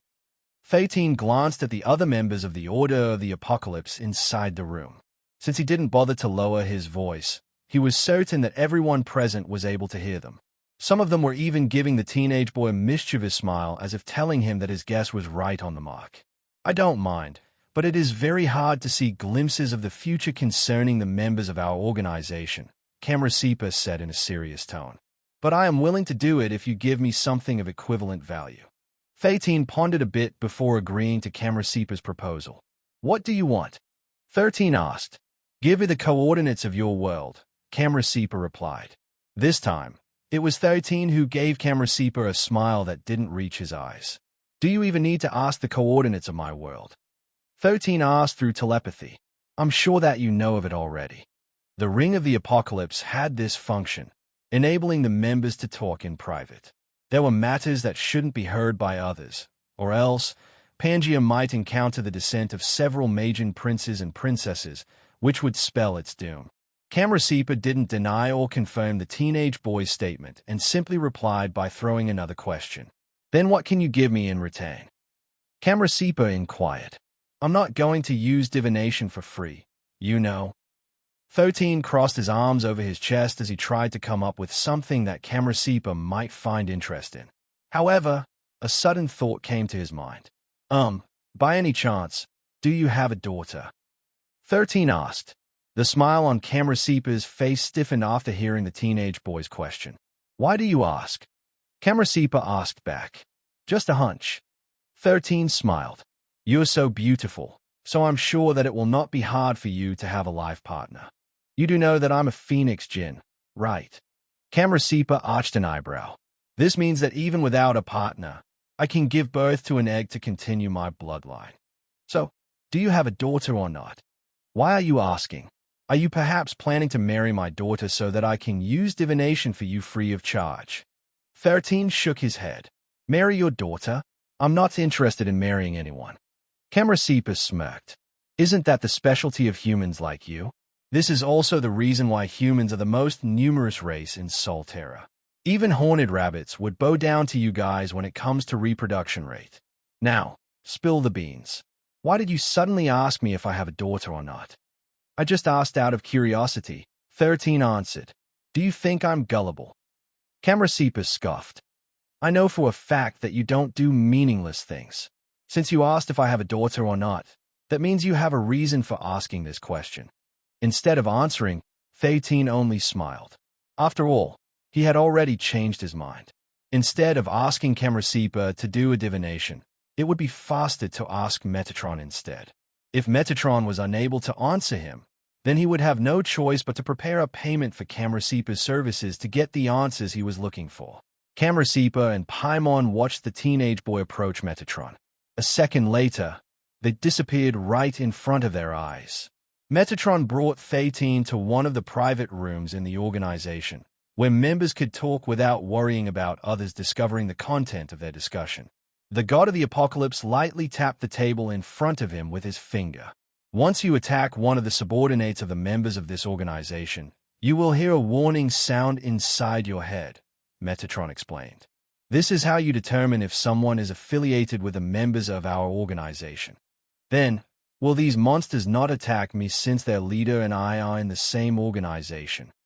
13 asked with curiosity. Just like you, they will also hear a warning sound inside their head, Metatron replied. Their instinct will tell them that you are someone whom they mustn't attack no matter what. However, that doesn't mean that they can't attack you. Will they suffer some kind of backlash if they do? They will. What kind of backlash exactly? Metatron smirked. Their ranks will drop by 1 rank every time they attack you. That's it. 13 blinked. Their rank will just lower by 1 stage. Are you kidding me? What if I die from their first strike? Then don't die. Metatron chuckled. Problem solved. 13 stayed at the god of the apocalypse with an annoyed expression on his face. Listen, 13. Rank 1 up to rank 6 monsters, who are the subordinates of the members of this organization, will not dare to attack you, Metatron stated. Rank 7 and above can attack you. However, if they do, not only would the attacker's rank decrease, but their master will also lose the qualifications to become a member of this organization. Their rings of the apocalypse will be taken away from them, and they will be banished from the order. The only way for them to regain their title is to gain the forgiveness of the member they offended. This is also why the members of this organization didn't dare to fight each other. They have more to lose by doing that. When you first joined this order, they planned to ask their friends to hunt you down the moment they knew of your location. They are aware of the loophole that as long as they are not the ones personally taking action, the backlash won't apply to them. So, if you can find a friend, you can also eliminate one of the members of the apocalypse so that you will have more friends in your faction. It finally dawned on 13 that their organization was truly the survival of the fittest. The only saving grace was that the places where he appeared in Solterra were a good distance away from the territories of the jinns that belonged to the order. Only Camarasipa and Camazots could appear to where 13 was because they had all signed a contract of equal standings with Metatron as their witness. This meant that none of them could sabotage or betray each other whenever they were working together. Of course, they could refuse if they felt like the mission was dangerous or that they wouldn't get any benefits from it. Then can you answer my question? 13 said in a serious tone. Are there members of the Order who are about to invade our world in 2 years? Metatron closed his eyes and didn't say anything for several minutes. It was as if he was indeed checking whether one of his members had connected a gate to 13's home world, which would only open at the right time. The main force that will be attacking your world doesn't belong to our organization, Metatron answered. The invaders are from Gamora. However, there's a minor force that will appear that belongs to one of our members. You can think of it as a complete accident. They were trying to open a dimensional gate for the first time, and to their surprise, it worked. 13's expression became grave after hearing Metatron's words. This will complicate things a bit, 13 thought. Even if it's a minor force, the number of monsters will definitely number in the thousands. After thinking up to this point, 13 couldn't help but sigh. Being a member of the Order of the Apocalypse, none of them were allowed to get in each other's way. However, if 13's hunch was correct, he would need a separate organization that would deal with the monsters that he wasn't allowed to kill. Somewhere in the Ceres continent. The Ceres continent was the biggest continent in the world. Its overall land area was as big as the combination of the Sinai continent and the Aldebaran continent into a single landmass. 3 major powers held control over the political structure of the continent. The first one was the Ashford clan. The second was the Stallard clan. And last but not the least was the central government. The headquarters of the central government was located at the heart of the continent, and the forces under its command surpassed both the Ashford clan and the Stallard clan combined. But aside from these 3, there was one more family with significant power. Undoubtedly, they were one of the 10 prestigious families. It was none other than the Osborne family. They ruled vast swaths of land, and their capital city was called Freedom City. The monarch of the central government, Lawrence Seaton, had a close relationship with the Osborne family. Their relationship made the 2 monarch clans not dare to find trouble for them, allowing the Osbornes to live peacefully in the Ceres continent. Lawrence's little sister was married to the heir of the Osborne clan, but it wasn't a political wedding. It was a wedding out of love, which was very rare among the members of the prestigious families. Unfortunately, due to his responsibility, the heir of the Osborne family was forced to take another wife from the family who supported them even before they became one of the prestigious families of Pangea. Fortunately, the 2 madams got along really well, so there was no tension between the family. Somewhere in Freedom City, a handsome young man with long blonde hair tied behind his back walked while humming a tune. Everyone in Freedom City recognized him for his distinct features.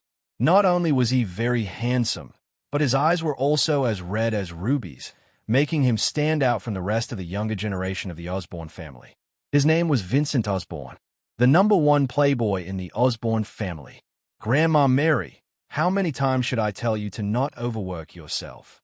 Vincent asked with concern as he helped the old lady carry the heavy basket that was filled with vegetables.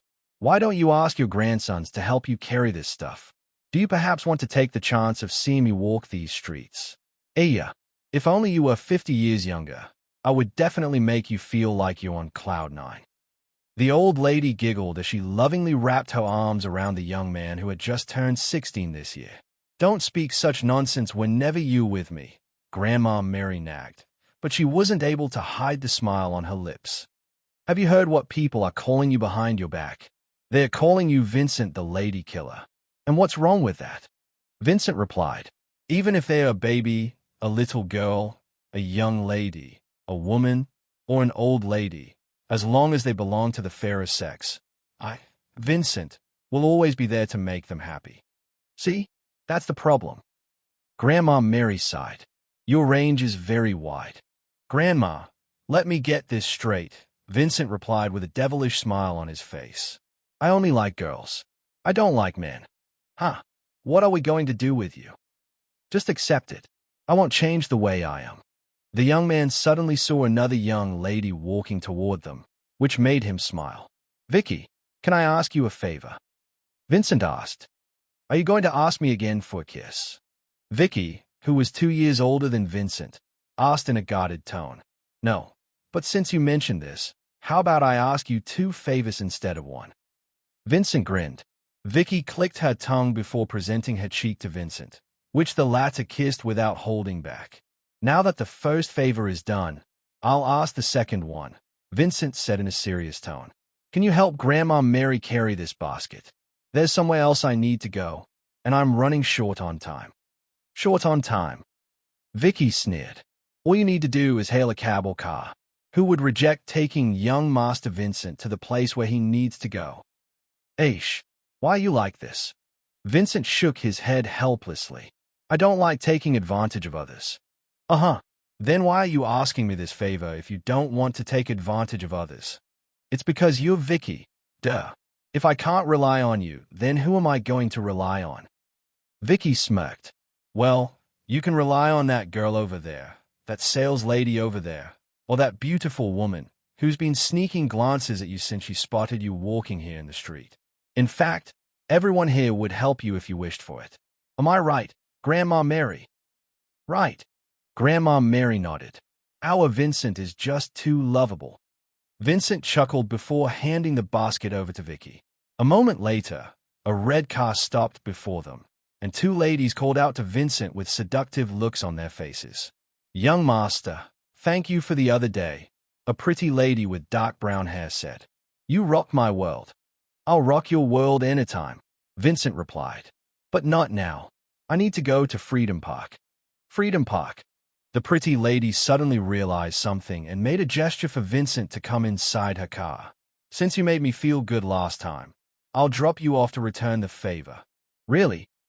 Vincent asked with a smile. Really? The pretty girl nodded. Come in. Grandma Mary. Vicky, I'll see you later, Vincent said before kissing the back of Grandma Mary's hand. He then hugged Vicky and planted another kiss on her cheek before walking toward the car in a carefree manner. TSK. This guy really knows how to mooch on us girls, Vicky said hatefully, but she couldn't stop the corner of her lips from rising into a smile. Well, the young master's charisma is hard to resist, Grandma Mary commented. All the girls in Freedom City treat him as their boyfriend, and he treats them all like he is their boyfriend. If someone dares to harm Master Vincent, the entirety of Freedom City will make them their public enemy number one. Vicky nodded in agreement because this was indeed the case. If anyone really hurt Vincent, they would have to face the wrath of countless wanderers. Even the A's of the Ashford clan and the Stallard clan didn't dare to touch a strand of Vincent's hair because they knew that he was someone whom they couldn't afford to mess with. Originally, everyone thought that the young master of the Osborne family was born with some sort of charm ability, something the ladies hated. However, after multiple tests, they found out that Vincent didn't possess that kind of ability. Many ladies had debated why they found him irresistible, and in the end, they only came to one conclusion. Vincent Osborne was someone who didn't hold back in loving people, so they couldn't help but love him back. Of course, this love wasn't only the romantic type of love. Brotherly love, puppy love, and all kinds of love. Because of this, he gained the title of #1 Playboy of Freedom City. Although his title may seem derogatory to others, Vincent didn't mind, and his family didn't mind either. His charisma was off the charts. Even though he didn't like men, it didn't change the fact that he could befriend anyone without problems. Some even asked him the secret of how to be as suave and charismatic as him. Vincent's answer was simple. Dream as if the world has no limits. Love as if your heart knows no fate. Laugh as if the moment will last forever. And live as if every day is a gift. Vincent lived his life following this concept, and he loved everyone without fee. Some even said that because he loved the world also loved him back. As to whether this was true or not, one thing was clear. Vincent had never had problems getting along with the fairer sex, regardless of their age, circumstances, or background. A few minutes later, the red car finally stopped at the entrance of the park. Thank you for the ride, Vincent said before holding the pretty lady's hand and kissing the back of her hand. Next time we spend some time together, I'll make sure to return the favor. I look forward to it, young master, the pretty lady replied before pinching Vincent's cheeks lightly. Take care, Vincent.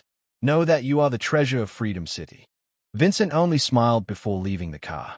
He then walked to the center of the park, where several people were setting up booths for the Freedom Festival. The moment he appeared, the faces of the ladies brightened. Vincent, have you come to help this auntie set up her stall? Big brother, are you going to play with us? Young master, I've just finished cooking some dishes that I plan to sell later. How about you give it a taste to see if it's good or not? The young man was immediately swarmed by the ladies, but he stood his ground and even spread his arms wide, hugging them all. Okay, since Auntie asked me first, I'll help her set up her stall, Vincent stated. After that, I'll taste your cooking, young lady. Little girl, want to join me for lunch later? After we eat, we can play together. The young man then made similar promises to the girls around him, making sure that he only dealt with those that he could handle. Although he wanted to help them all, he was only one man. How could he possibly do everything by himself? A few hours later, wiping the sweat off his face with a hand towel passed to him by one of the ladies he had helped, Vincent gazed at the stall that he had just helped construct. Only after a minute of mindless staring did he realize that the sun had already set on the horizon, and the skies were tinged with the beautiful colors of orange and purple. You've been working hard since earlier, Vincent, a young lady with shoulder-length blonde hair said.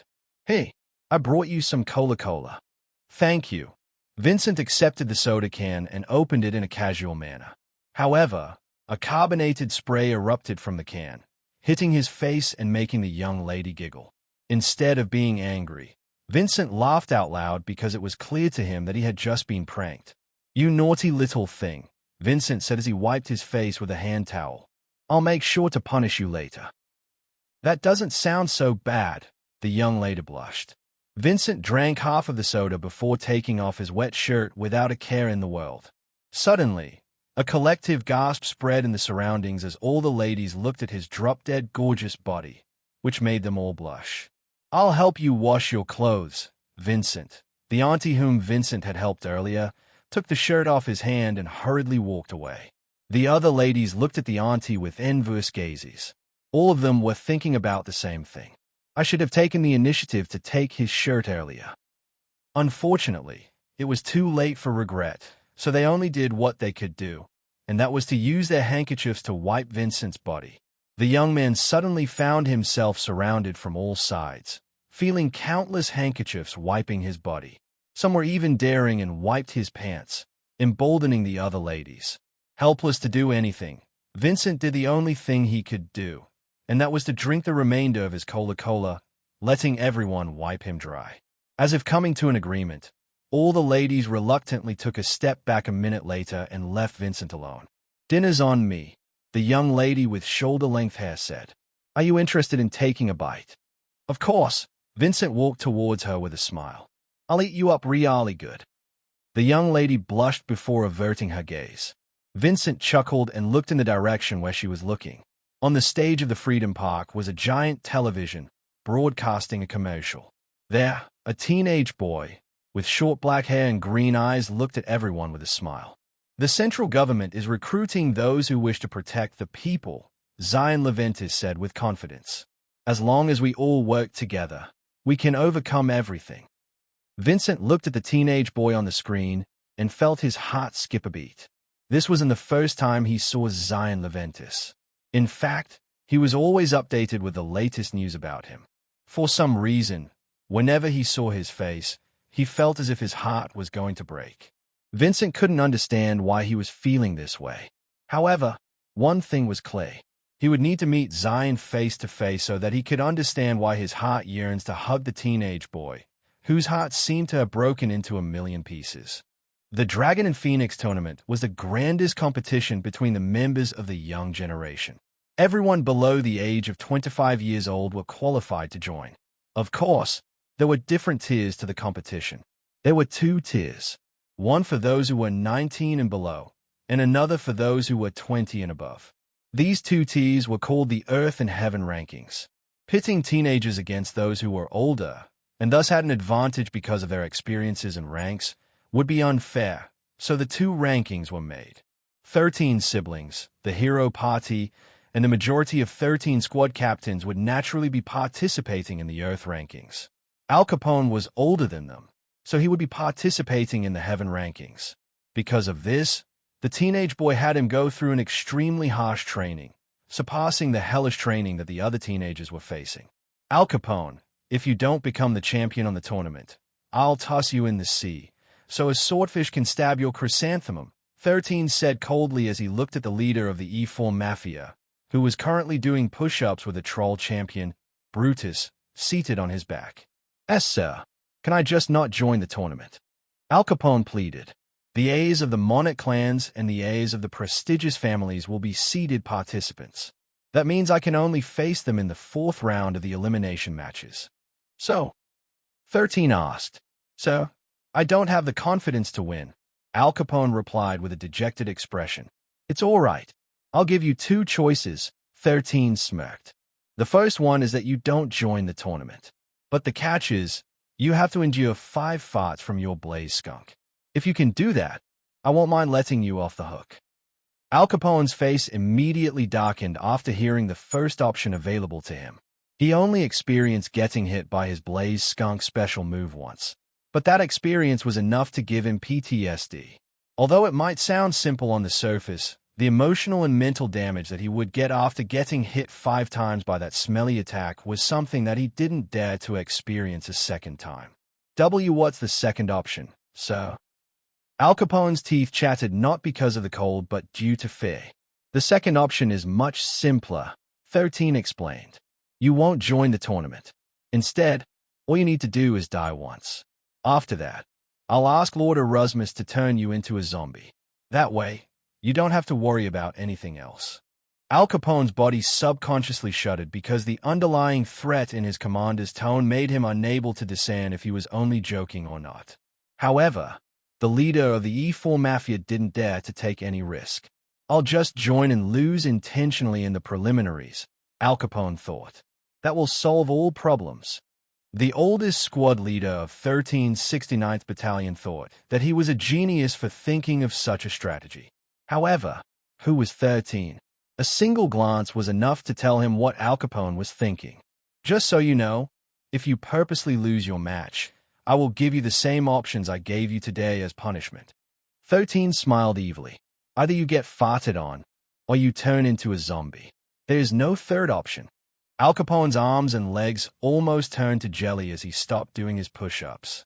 If he really faltered at this point in time, he would be crushed by the weight of the troll seated on his back.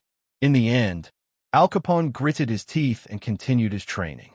Truth be told, he had a lot of pent-up frustrations in his heart. When he first lost his 2 billion gold coins to his commander, Al Capone felt like instigating a mutiny. However, his commander was someone who was rumored to face a Magian prince and a Magian king. A shrimp like him could be killed by those monsters with a single flick of their finger. If he really offended Zion Leventis, there was no place in Pangea where he could hide. Of course, there was also an option of staying in Solterra. However, why would he want to stay in a very dangerous world? Then, when he arrived at the Rigel continent, instead of greeting him, 13 knocked him unconscious. When Al Capone regained his consciousness, the teenage boy forced him to memorize a martial booklet and starved him until he finished reading it all. He thought that his suffering would end after learning the martial technique, but what awaited him was hell. His sparring partner was none other than the troll champion, Brutus, who was Christopher's avatar. To Al Capone's surprise, he found himself not falling behind the powerful monster. In fact, although Brutus was stronger than him, the difference wasn't that much. Because of this, Al Capone focused on his training and no longer cared about the 2 billion gold coins that he had donated to Zion. Little did he know that 13 was training him to become a commander in his own right. In order to do that, Al Capone needed to possess a strength that would make others recognize his potential. That way, more opportunities would come to him, and more resources would be allocated for his growth. Don't worry. By the time the Dragon and Phoenix tournament comes, you'll be so strong that those heirs wouldn't even be able to handle you, 13 thought. The only thing you need to overcome is your inferiority complex. Once you pass that wall, you will become unstoppable. Al Capone was an orphan, and he had clawed his way to his current position. He didn't join the military because he wanted to. He joined because he had to. That was the only way he could survive in a dog-eat-dog world. In the past, he was part of the 44th Battalion of the central government. However, when 13 advertised his recruitment, he pleaded with his superior that he wished to go for the triads. Since Al Capone and his mafia members were useless bums in the 44th Battalion, their superior was more than happy to get rid of these freeloaders, all of whom specialized in shamming and followed the rule, when in doubt, skate out.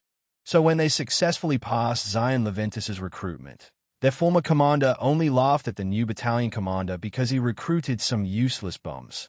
Of course, Al Capone and his brothers did their best to be true to their roots of skating and shamming.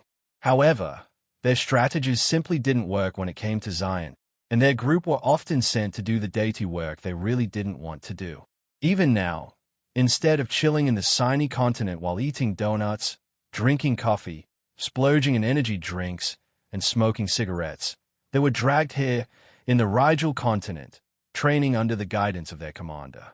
This made the members of the E4 Mafia wonder if they had done something terrible to Zion during their past lives. Their training felt like he was making them pay for their transgressions in this life. "What are you dazing out for?" 13 asked the moment Al Capone finished his push-ups. "Do you think you're done for the day? Go and fight 100 rank 4 zombie wolves. If you get bitten even once, I'll make you regret it." Al Capone shuddered uncontrollably when he saw the evil smile plastered on Zion's face. Knowing that there was no path of escape, the only thing he could do was follow this devil to hell, and pray that, at the end of his suffering, he would be able to ascend to heaven in one fell swoop. Costello, Lucky, Gambino, and Gotti, who were part of Al Capone's team, were laughing internally at their boss suffering. However, they were unable to laugh along because 13 forced them to join Al Capone in fighting against the 100 rank 4 zombie wolves. Thinking that this challenge was too easy for their team, 13 decided to add 200 more wolves, making the total number of monsters 300. Al Capone, who was already at the end of his wits, started to curse the bastards who were dragging him down in the mud. In the end, the leader of the E4 Mafia roared in anger and started beating up his comrades, making the zombie wolves wonder if they should join in or not. In the end, these wolves didn't join and simply watched as Al Capone slaughtered the pigs who initially laughed behind his back. But after he successfully dealt with the annoying bastards, he found himself surrounded by 300 zombie wolves, whom he needed to fight alone. "Come if you dare, you mother-f***ers." Al Capone shouted angrily as the black flame on his forehead blazed brightly, becoming bigger than normal. 13, who saw these changes, smiled faintly because things were proceeding according to his plan. Al Capone wasn't a hero, villain, or cannon fodder. He was simply an extra. However, extras were special in their own right because they were just like sponges. If they were always around heroes, they would become heroic. If they were around villains, they would become cunning small-time villains. If they were with cannon fodders, they would definitely become cannon fodders. But who was 13? 13 might be a cannon fodder in this lifetime, but he was not an ordinary cannon fodder. He was a beyonder, and as long as Al Capone continued to follow his footsteps, he would reach a realm that would allow him to look down upon the world and laugh unhindered across the worlds of Pangea and Solterra. Stella, who had just recently joined the training, noticed something very peculiar. At first, she didn't really mind it, but as the days passed, her suspicion grew certain. "He doesn't want to be around me," Stella thought. "Did I offend him?" The young lady noticed that 13 would just leave her some instructions, after which he'd leave her to train with the members of the hero party or the monsters who were tasked to help them train. Although she didn't mind this approach, she still found it bizarre. Of course, she wasn't the only one who was getting this treatment. Roland of the hero party was getting the same treatment as her, but his situation was not as bad as hers. At least, 13 would point out Roland's mistakes. As for her, the teenage boy would only write her mistakes on a piece of paper and have Sherry or Erica give it to her. In short, 13 didn't want to interact with her unless he had no choice but to do so. After pondering for a while, Stella thought that the teenage boy was treating her like this because Maple and Cinnamon annoyed him. But she immediately scratched this idea. Seeing how attached her two gluttonous sisters were to him, Stella believed that Zion Leventis was a good person. Her sisters had always been accurate judges of characters. It was for this reason that they were allowed to move the multiverse unhindered. The two adorable girls stayed away from bad people and would only visit places they deemed safe. Granted, there were no places in the multiverse that posed much trouble to them. After all, If Maple and Cinnamon were both to be pushed into a corner, it was highly possible that they would devour entire cities and mountains. There was nothing that they wouldn't dare to eat. Then what's the problem? Stella frowned. Since the teenage boy's interactions with her sisters were good, that meant that she was being avoided for a different reason. But no matter how much Stella thought about it, she simply couldn't think of the reason why. "I got you now," Derek shouted as he unleashed a slash at the teenage girl, who seemed to be preoccupied by something. However, Stella didn't even need to look in his direction to make a move, casually stepping to the side and using her bow to deflect the swordsman's blow. Her hand then moved to pull the string of her bow, creating a magical arrow in the blink of an eye. Before Derek could even regain his balance, he was blasted away by Stella's power shot, making him cry out in pain before crashing to the ground like a kite that had lost its strings. "Are you dead?" 13, who happened to finish his training with Sherry, walked toward the fallen swordsman and poked his body with a 2-meter stick. "Master, why did you pair me up with this tigress?" Derek complained as he propped himself up from the ground. "Why else?" 13 asked in confusion.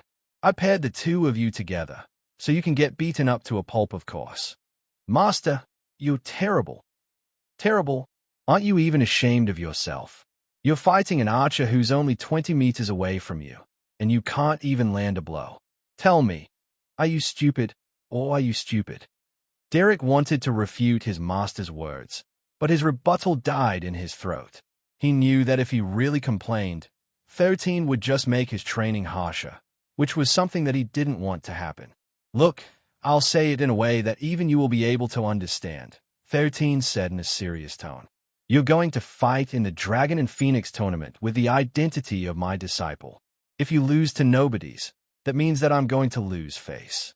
When that happens, I will disown you and kick you out of your discipleship. If you still can't understand, then just go back home. I don't want to waste my time on you." After getting nagged at by his master, the swordsman felt his cheeks burn out of shame and embarrassment. In the end, he once again stood up and glared at Stella as if she was the source of all his problems. The young lady arched an eyebrow and decided to beat the crap out of Derek. Although she didn't want Zion Leventis to do some pep talk with her, she still felt a bit envious because she could tell that the teenage boy was really concerned about her opponent. This only fanned her determination and battle intent. 13, who noticed the changes in Stella's attitude, gave her a casual glance before patting Derek's shoulder. A few moments later, he walked away and approached the Saintess, intending to give her some tips about her training. Stella watched him go with a cold gaze. She didn't even bother to look at Derek, who had now taken a fighting stance to attack her. "Oh, let's start," Derek shouted. "I don't want to hear your complaints later after I beat you." The young lady, who was looking at Zion's retreating back, forcefully shifted her attention to her opponent. "Come," Stella said in a taunting tone. "The result will remain the same." "HMPH. My master just gave me some advice on how to defeat you," Derek replied proudly. "I'm not going to lose to a nobody." 5 minutes later, Derek lay on the ground, groaning in pain. Both of his hands were holding his bum because Stella had decided to target that one place and one place only. As a sharpshooter, her aims were true and devastating. Derek, who was feeling extremely confident a while ago, felt as if he had lost his breath the moment Stella's arrow hit the bullseye. But it didn't end there. Stella fired 3 more arrows, all hitting the same spot, which made Derek feel as if he was dying. In the end, in order to save himself, he laid on the ground and held his bum, twitching like a cockroach that was on the throes of death.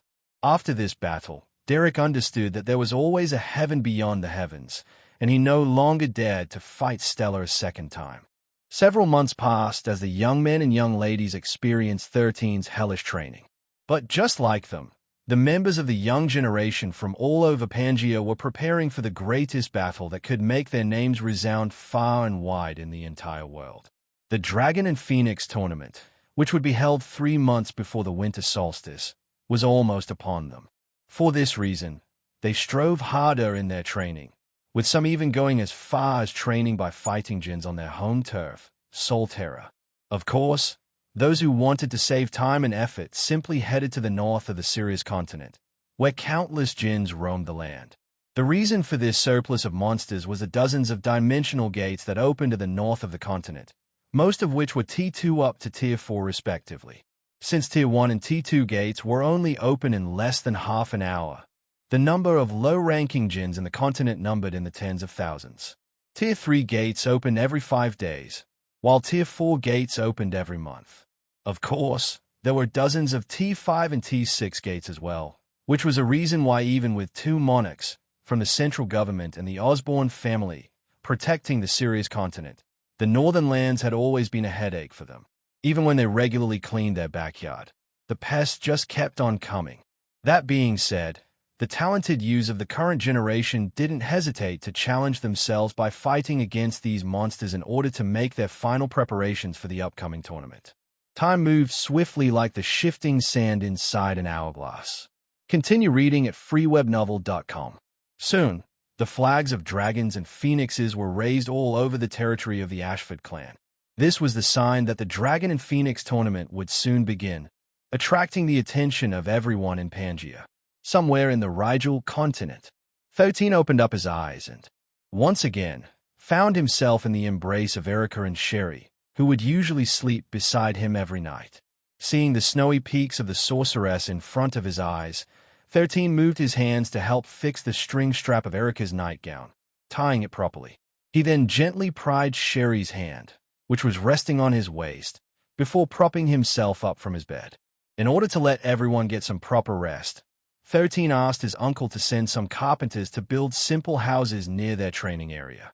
Naturally, 13 asked for some furniture to be delivered, which made everyone very happy.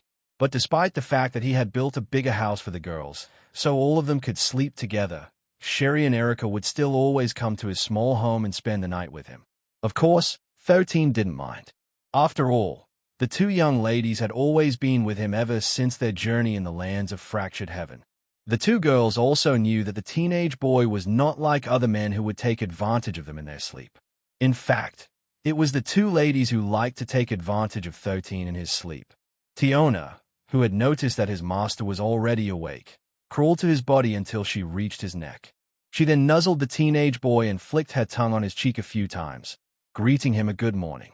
"Good morning, Tiona," 13 said before kissing the black snake's head.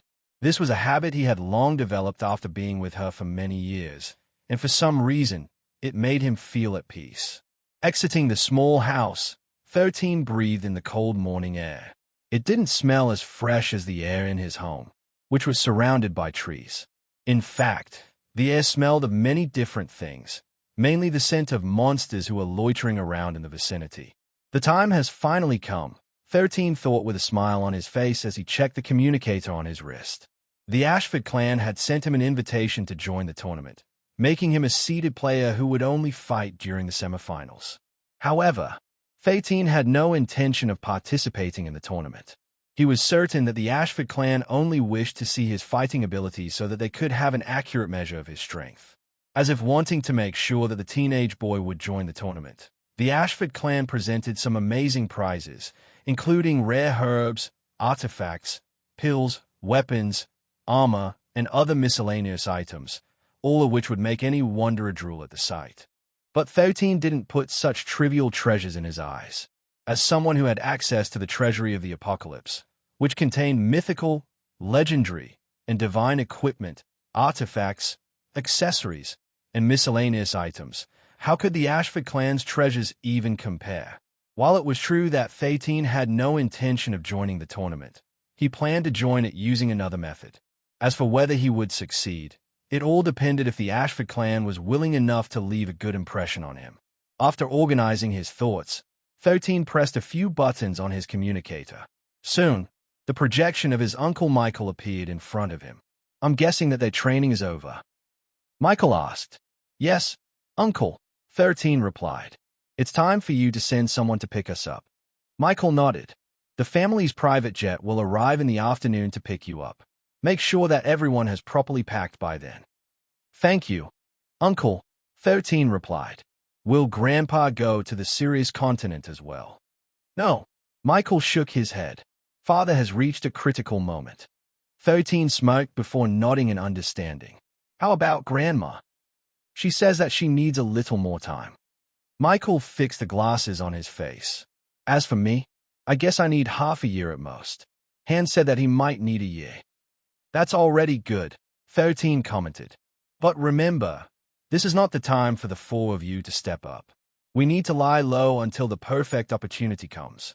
We know that. Michael smiled faintly.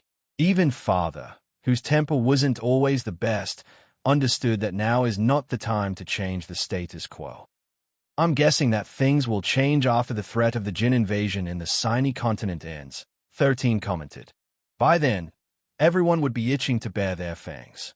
The corner of Michael's lips rose faintly. By then, they won't know what hit them. 13 chuckled because he wholeheartedly agreed with his uncle's choice of words. After the invasion of the Sinai continent ended, old grudges and new conflicts would rise one after the other. The continent of Pangea would plunge into chaos. For those who hungered for power, influence, and authority would finally make their move. We still have at least 3 to 4 years before the chessboard is flipped over, 13 stated. Until then, continue with the projects I have proposed. Michael nodded and did some small talk with his nephew before cutting their connection. The teenage boy then glanced in the distance and saw the members of the E4 Mafia doing their morning run, carrying boulders on their shoulders.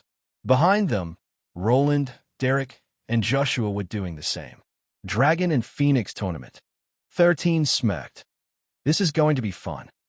The teenage boy was certain that once the people he had trained stepped on that grand and dazzling stage, the Ashford clan would pull some strings to arrange the matches. However, it didn't matter.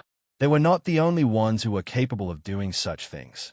If they could rig the matchings, so could he. In fact, he was already looking forward to the expressions of the heirs of the Monarch clans and the prestigious families, who would find themselves facing each other in the arena at the early stages of the tournament. Are you leaving? Erasmus asked as soon as 13 entered the cave where the Death Lord was staying. Yes, 13 replied. We'll head to the Ceres continent in the afternoon. The Death Lord nodded before giving the teenage boy a knowing glance. Now isn't the time for you to make your move, 13 said. We have to wait until the threat of the Jin invasion in the Sinai continent is dealt with. The Death Lord heaved a long and deep sigh before resting his hand on the teenage boy's shoulder. You can make your plans, but you can't touch him, Erasmus stated. He's mine. As it should be, 13 replied.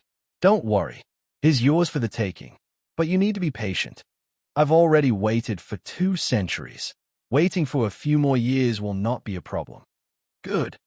13 then walked to the exit of the cave with famed steps. However, just as he was about to leave completely, the Death Lord's voice reached his ears. Be careful, Erasmus said. That guy is a snake. I wouldn't put it past him to have designs on someone like you. No matter how young you are, he won't bat an eye about personally dealing with a junior. I understand, 13 replied without turning back. I've already made my preparations. After saying those words, 13 finally left and headed back to the campsite. Everyone had already finished packing their belongings and were currently busy cooking their lunch. After living together for several months, everyone was already on good terms with everyone. Even Stella, who joined their group last, had become good friends with the ladies, as well as the members of the E4 Mafia. She even called them cute, which made Derek, Roland, Joshua, and the other guys look at her with weird looks on their faces. But there was one more person who shared the same thoughts as her, surprising everyone. Yes, they are indeed cute. Those were the words that 13 had said when Stella commented about the troublesome members of Al Capone's group. It was very rare for them to agree with something. Not to mention, everyone had already sensed that 13 only talked to Stella if it was needed. If not, he would not bother to initiate any conversation with her. When Erica asked him why he was giving Stella this kind of treatment, 13 only said that he was a biased person. However, he didn't explain anything else, leaving Erica wondering why the teenage boy was not warming up to the beautiful lady, who had now become one of her close friends. After a bountiful lunch, the group rested for a bit as they waited for their ride. Fortunately, the private jet arrived earlier than they were told, but it still needed to refuel in the Dvalin Federation's main headquarters before picking up 13's group. 2 hours later, The private jet headed to the Ceres continent with their VIP guests. Shano and Rihanna had already contacted their family, asking them for permission to let Zion and the others stay with them until the start of the tournament. Shani's and Rihanna's mother, who had always wanted to meet Zion, readily agreed to her request. Her daughters, especially Rihanna, wouldn't stop babbling about how great Zion.This was. Because of this, Cynthia Summers, who was Rihanna's and Shana's mother, immediately ordered their head maid to complete the necessary preparations before their guests arrived. She made sure that everything was ready so that their guests would have a very enjoyable stay at their residence. Zion.This was probably the most influential and important member of the current generation. Many influential families had sent the Leventis family countless marriage proposals, desiring to pull this big fish into their basket. Of course, this thought also crossed Cynthia's mind. However, she wished for her daughters to find happiness in their love lives, so she would never force them to do something that would make them unhappy. The moment her subordinate reported that the Leventis private jet had just landed on the central government's private runway, she immediately called her husband, Tristan, and asked him to prepare some cars to escort the children over to their place.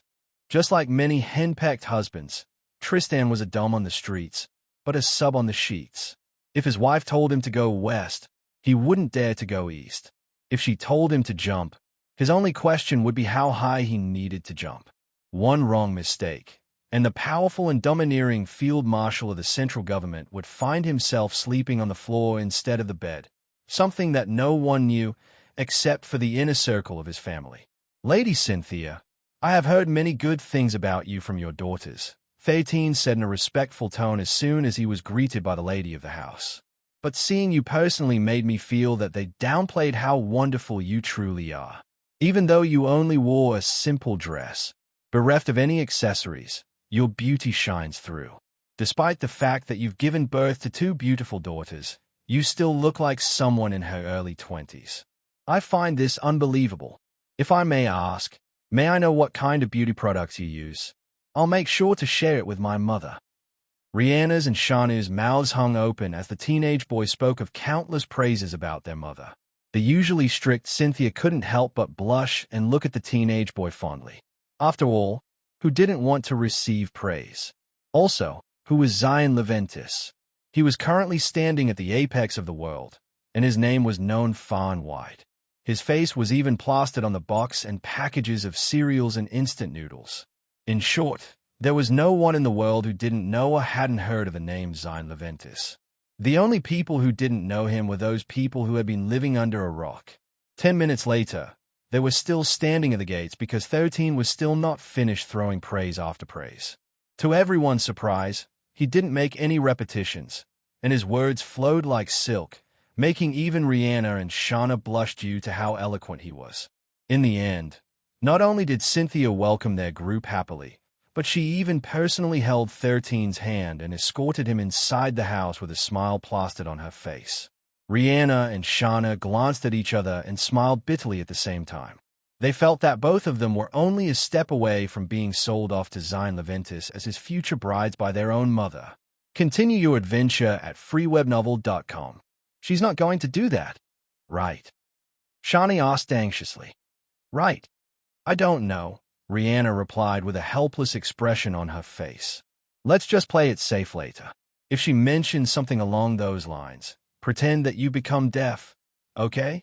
If she gets angry, pretend that you're still deaf. That's the strategy we're going to use. Shani nodded gravely because this plan was indeed the best course of action at this point in time. They knew that if Zion continued to raise their mother's impression of him, it was only a matter of time before both of them were presented to the teenage boy as a gift, only short of a red ribbon tied around their bodies. In the dining room, Cynthia's giggles and chuckles continuously echoed across the room as if she hadn't laughed for a very long time. 13 was telling her stories about her daughter's funny moments during their training, and the beautiful woman couldn't help but hold her stomach as she laughed without holding back. Shana's and Rihanna's faces were already beet red, both out of embarrassment as well as from doing their best to hold back the urge to cover 13's mouth with their hands, preventing him from talking. Of course, they already attempted to do so earlier, but Cynthia stopped them. She even sat beside the teenage boy to protect him from her daughter's attacks, as if daring them to even try. Because of this, the two young ladies could only look at the teenage boy with pleading gazes so that he would stop talking about their embarrassing moments. However, 13 ignored their silent plea and continued tattling to Cynthia about the stories he had collected during the months that they were training in the Rigel continent. The other members of the hero party could only look at the two girls with pity, but if someone were to look closely, they would notice that their bodies were trembling as they deeply bit their lips. Clearly, they were doing their best to not laugh like Cynthia, whose sides were already aching due to excessive laughter. "Stop! Ha ha ha! I can't laugh anymore," Cynthia said as she held her sides. "It hurts so much."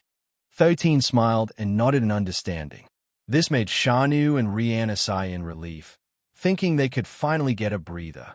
"You'll be staying here for a few more days, so I wish to hear more of your stories about my daughters," Cynthia said with a smile. "Of course, Lady Cynthia," 13 replied. "It will be a pleasure to have a chat with you." The more she looked at the teenage boy beside her, the more he looked good in her eyes. Clearly, Cynthia's first impression of Zion Leventis surpassed her expectations, and she couldn't help but wonder if any of her daughters caught his fancy. "There's plenty of time to talk about this," Cynthia thought. "Let's just take it nice and slow for now." Mikhail, Shasha, Sherry, and the members of the hero party were currently in the summer's residence. Christopher, Colbert, and the squad captains of 1369th Battalion remained at the headquarters of the central government and went to their respective dormitories. They didn't dare to stay at the residence of the Grand and Field Marshal of the Army. Their skin wasn't that thick. Only 13 had the ability to face the two highest-ranking officers of the central government without breaking a sweat. "This is my brother, Mikhail," 13 said with a smile. "And this is my sister, Shasha. This young lady here is Sherry, and she accompanied me and the rest of the hero party during our last mission in Solterra. It's a pleasure to meet the two of the most outstanding members of the Leventis family." Cynthia gave the two a nod of acknowledgement. "I have heard great things about the two of you from Rihanna." Mikhail and Shasha nodded at the same time. There was a mission where they had teamed up with Rihanna in order to clear it, so they were acquainted. A few minutes later, the discussion shifted to the upcoming Dragon and Phoenix tournament, which was going to be hosted by the Ashford clan. Right now, Clark Ashford is the favorite among the seeded candidates of the Ashford clan, Cynthia said before glancing at Mikhail, who was of the same generation as the heir of the Ashford clan. Unfortunately, Mikhail and Shasha are not the seeded members of the Leventis family. It is quite unfortunate that they will have to join the elimination matches at the beginning. "I don't think that's a problem," 13 commented. "I have complete faith in their abilities, and I'm sure that they will have a good chance of reaching the semifinals." Cynthia nodded because she could tell that Mikhail and Shasha were no pushovers. Still, just who is the seeded member of the Leventis family? Cynthia frowned. "I haven't heard any news from them. All I know is that each of the monarch and prestigious families was allowed to send one candidate as a seeded candidate. Shanu and her teammates are part of the seeded group. Only Rihanna needs to fight in the preliminaries. I heard that this year, they plan to change the settings to a Royal Rumble survival-style elimination match," 13 said. "They will send 300 people to different battlegrounds, and the last 3 survivors of each ground will move on to the next round." "That's indeed the case," Cynthia nodded. For the sake of fairness, the Ashford clan discussed this with the central government. After all, they will work together in order to prevent casualties from happening and increase the safety of the tournament. "What do you think about this?" "I think it's fine," 13 replied. "The Ashford clan wouldn't want to lose face in front of the world. They would have to ensure the safety of the participants, or else they would face the ridicule of all wanderers." Cynthia smiled. The Ashford clan also handed the authority to decide on which people would be sent in various groups. This way, they will not be accused of rigging the preliminaries of the tournament. 13 chuckled internally, knowing full well that he was the one who offered this proposal to the Grand and Field Marshal of the central government. 13 used the word fairness in order to make the Ashford clan agree, and he also went out of his way to create a program that would randomly put together a group, members of which would fight against each other. As the creator of this software, He also made sure that none of his people would be fighting against each other during the early stages of the elimination matches. Simply put, the Ashford clan was innocent because the one rigging the tournament was the teenage boy whom they had invited to become the seeded player of the Leventis family. However, 13 politely declined their invitation, stating that he would rather be one of the judges of the tournament instead of a participant. The Ashford clan was disappointed that they couldn't put Zion in action. However, the teenage boy gave them an offer that made them agree to his request to be one of the judges of the tournament. 13 had declared that he would give the champion of the Earth and Heaven rankings an opportunity to fight him. With such a juicy offer in front of them, the Ashford clan didn't hesitate and even prepared to gather all the data of Zion's fight so that they could give an accurate estimate of how strong the teenage boy truly was. Just as 13 expected, the Grand and Field Marshal of the central government soon arrived to have dinner with them. When the dinner ended, the two men dragged 13 to their office in order to discuss important matters that no one must hear about. "What do you think about this upcoming Dragon and Phoenix tournament?" Lawrence asked. "What else?" 13 shrugged. "It's a way for the Ashford clan to show everyone how amazing they are." Lawrence and Tristan looked at the boy, as if trying to understand his thoughts. Truth be told, they were worried that the Ashford clan would take this opportunity to cripple or kill the other outstanding members of the young generation. The moment they changed the rules of the elimination matches was cause for concern. However, since they were hosting the event, they had every right to make the rules for the tournament. "Aren't you worried that they will set up traps in the location where the elimination matches will be held?" Tristan asked.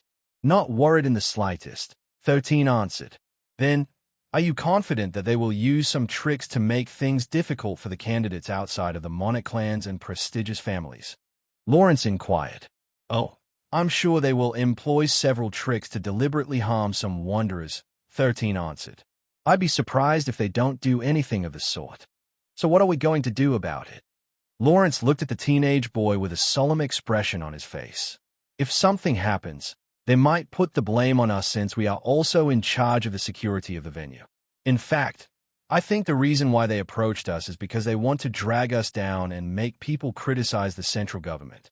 13 leaned on his chair and smiled at the two adults in front of him. He was talking to the two of them as if they were his equals, not his superiors. Of course, Lawrence and Tristan also didn't bother standing in ceremony with the supreme commander of the alliance behind closed doors. In private, they could talk as equals without holding back. It was only in public that they acted as per their ranks, ensuring that the hierarchy of the army would not be jeopardized. "Don't worry. I'll make sure that they won't dare to do anything of the sort," 13 said. "I'll employ some tricks of my own and expose their secrets. Once that happens, they will stop sabotaging the participants." "Just what kind of tricks are you planning?" Tristan frowned. "You're not allowed to drag the central government's reputation." "Okay. Of course, I won't do that," 13 nodded. "Just trust me, sir. I'll put a stop to whatever they are planning before they can even execute it." "Can you give us some hints?" Lawrence asked. "I'm very curious about what you plan to do." "Right now, even the central government is not allowed to go to the testing areas that would be used for the venue of the elimination match.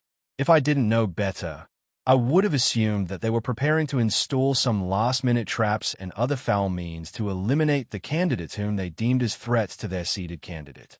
I'm sure you're aware, but aside from Roland, Derek, and the other heirs of the monarch clans and prestigious families, the Ashford clan will certainly not want anyone else, including your brother and sister, to reach the semifinals." "Right." Tristan nodded in agreement. "Mikhail and Shasha are the rising stars of this generation. I'm sure that they will be the first ones to be targeted by the Ashford clan. Even if they don't resort to killing them, they would go as far as crippling them so that they will not be able to threaten their seeded candidates in the tournament. There's also a possibility that the Stallard, Remington, Griffin, and Elrod clan are involved as well." 13 didn't deny or affirm Tristan's statement. While he did have good relationships with the Griffin, Elrod, and the Remington clan, they were, after all, clans who stood at the apex of the world. Aside from the Elrod and Griffin clans, the Remington, Stallard, and Ashford clans might think of bringing him down a peg by targeting his family members. But the teenage boy also had their weakness in his grasp. For these families, Their reputation was the most important thing of all. If 13 could use blackmail against them, then instead of harming his people, they would do their best to protect them instead. The teenage boy was willing to use foul and dirty methods to ensure that the people he cared about would not be hurt in the tournament. In fact, he had already prepared his blackmail material beforehand with the help of Camarasipa and Paimon. Since Camazotz was still missing in action, probably either in closed-door cultivation or in hibernation to recover from his injuries, he had to rely on the two Magian princesses who were part of his faction. Paimon had the power of creation, and Camarasipa dabbled in divination and illusions. 13, on the other hand, had a cartload of dirty tricks in his arsenal. With the three of them working together, the only thing he could say was, even if someone is squeaky clean, the moment I make a move, they will be covered in sewage water before they can even blink. His plan was simply so sinister that even the two Magian princesses felt sorry for the Ashford clan, who was about to get slapped in the face without knowing who hit them and why. By the way, I'll handle the matchups for the semifinals as well, 13 stated. That way, the brackets will be fair and not rigged. Oh, Tristan arched an eyebrow. Although you say it won't be rigged, why do I feel that you plan to rig it either way? So, please don't slander me. 13 chuckled. I'm innocent, you know. The Grand and Field Marshal of the army both snorted at the same time. They had seen many shameless people in their lives, but they had to admit that the teenage boy in front of them was a league of his own. If not for the fact that they were on the same side, they would not let him anywhere near the matching system of the tournament. It was precisely because they knew where Zion's loyalty lay that they were willing to turn a blind eye to whatever shenanigans he would try to pull. With the young man's skills, they could be assured that their enemies would be the ones who'd knock each other out during the final matches of the tournament. Sherry had one big brother. She looked up to him because he was kind, strong, and very responsible. He was 2 years older than her, and she was very happy to have such a dependable brother. Don't worry, I promise to return safely from my first wandering. Those were the words he told Sherry and his parents before he left, more than 2 years since his promise.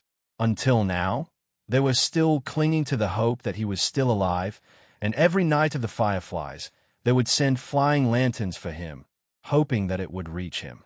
Perhaps due to a moment of weakness when she was feeling down during their journey in the fractured heaven, Sherry had opened up to Zion and told him about her brother and her worry that he might have already perished in Salterra.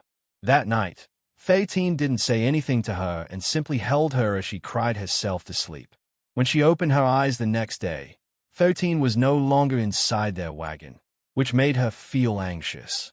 Zion reminded her of her brother. Like the latter, the young man was kind, strong, responsible, and very dependable. Both of them were of the same age, but she always felt that the teenage boy was very mature for his age. Fortunately, before Sherry suffered from an anxiety attack, 13 entered the wagon, carrying a bowl of food for her.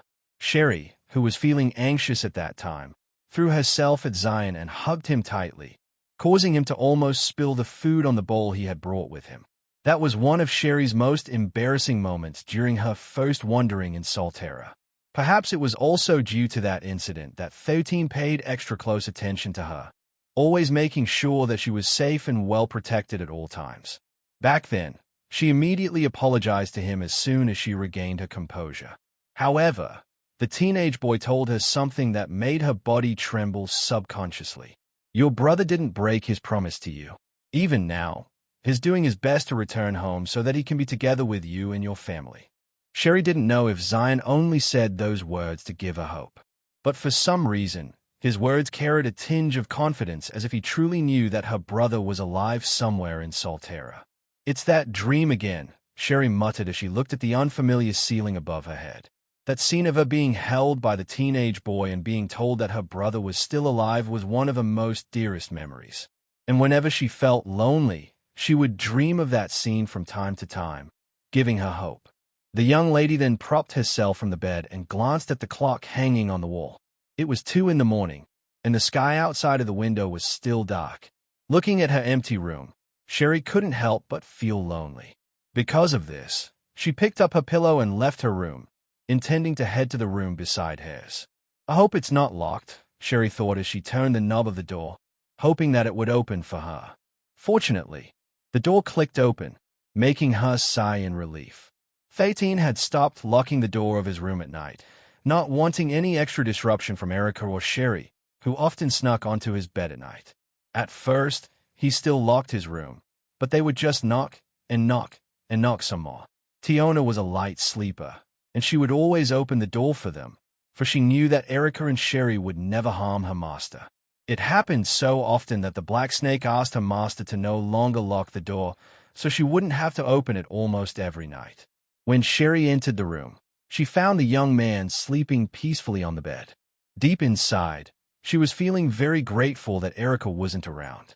The sorceress had already developed a habit of sneaking onto 13's bed at night, and the teenage boy would always end up burying his head on her chest and suckling her like a baby. It was more like a muscle memory by now, and it was Erica's fault for not stopping 13's subconscious habit in its early stages. But for some reason, Zion had never done the same to Sherry. Instead, he would just hug her and wrap her in a protective embrace as if making sure that she was safe from harm. And just like that, Sherry laid down on 13's bed, facing him.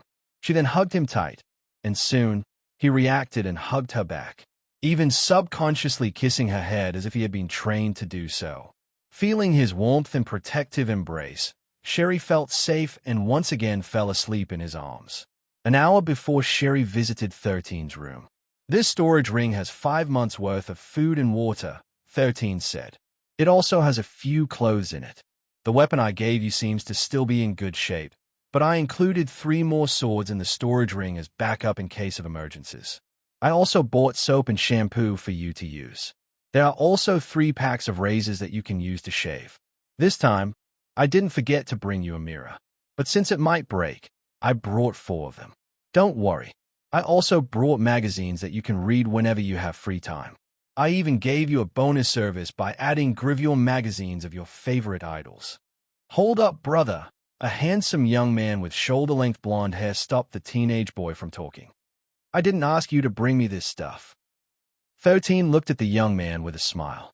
"You've been here in Solterra for 2 years already, so I'm sure that you don't have time to do that. Since that's the case, I thought you might need something to help you relieve yourself." The young man's face reddened a bit because although what the teenage boy was saying was the truth, he still found it embarrassing to talk about such things, especially with another boy. Seeing his embarrassed expression, 13 no longer said anything and glanced at the horde of Rank 1 and Rank 2 monsters, which was blocking the young man's path from crossing over to the next mountain range. According to the teenage boy's calculation, the young man would still need 2 to 3 months to reach the nearest human kingdom. If he succeeded, he would be able to complete the survival mission that the God of Wanderers had given him. Suddenly, a magma Balboa surfaced from the ground and summoned a horde of monsters that started to massacre the low-ranking monsters blocking the young man's path. 13 looked at the massacre taking place in the distance for a few moments before shifting his attention back to the young man, who had a grateful expression on his face. "Prioritize your safety, and don't rush your journey," 13 stated. "Your family has still not given up on you, so make sure that you complete your mission no matter what." The young man didn't reply right away. Instead, he looked at the teenage boy in front of him with a solemn look on his face. "I know that you're already tired of me asking this question, but you still haven't given me a proper answer," the young man said. "I'll ask you again. Why are you helping me? What are you after?" 13 held the young man's gaze for nearly a minute before giving his reply. "There's this girl who's the same age as me, doing her best to act strong on the surface," 13 answered.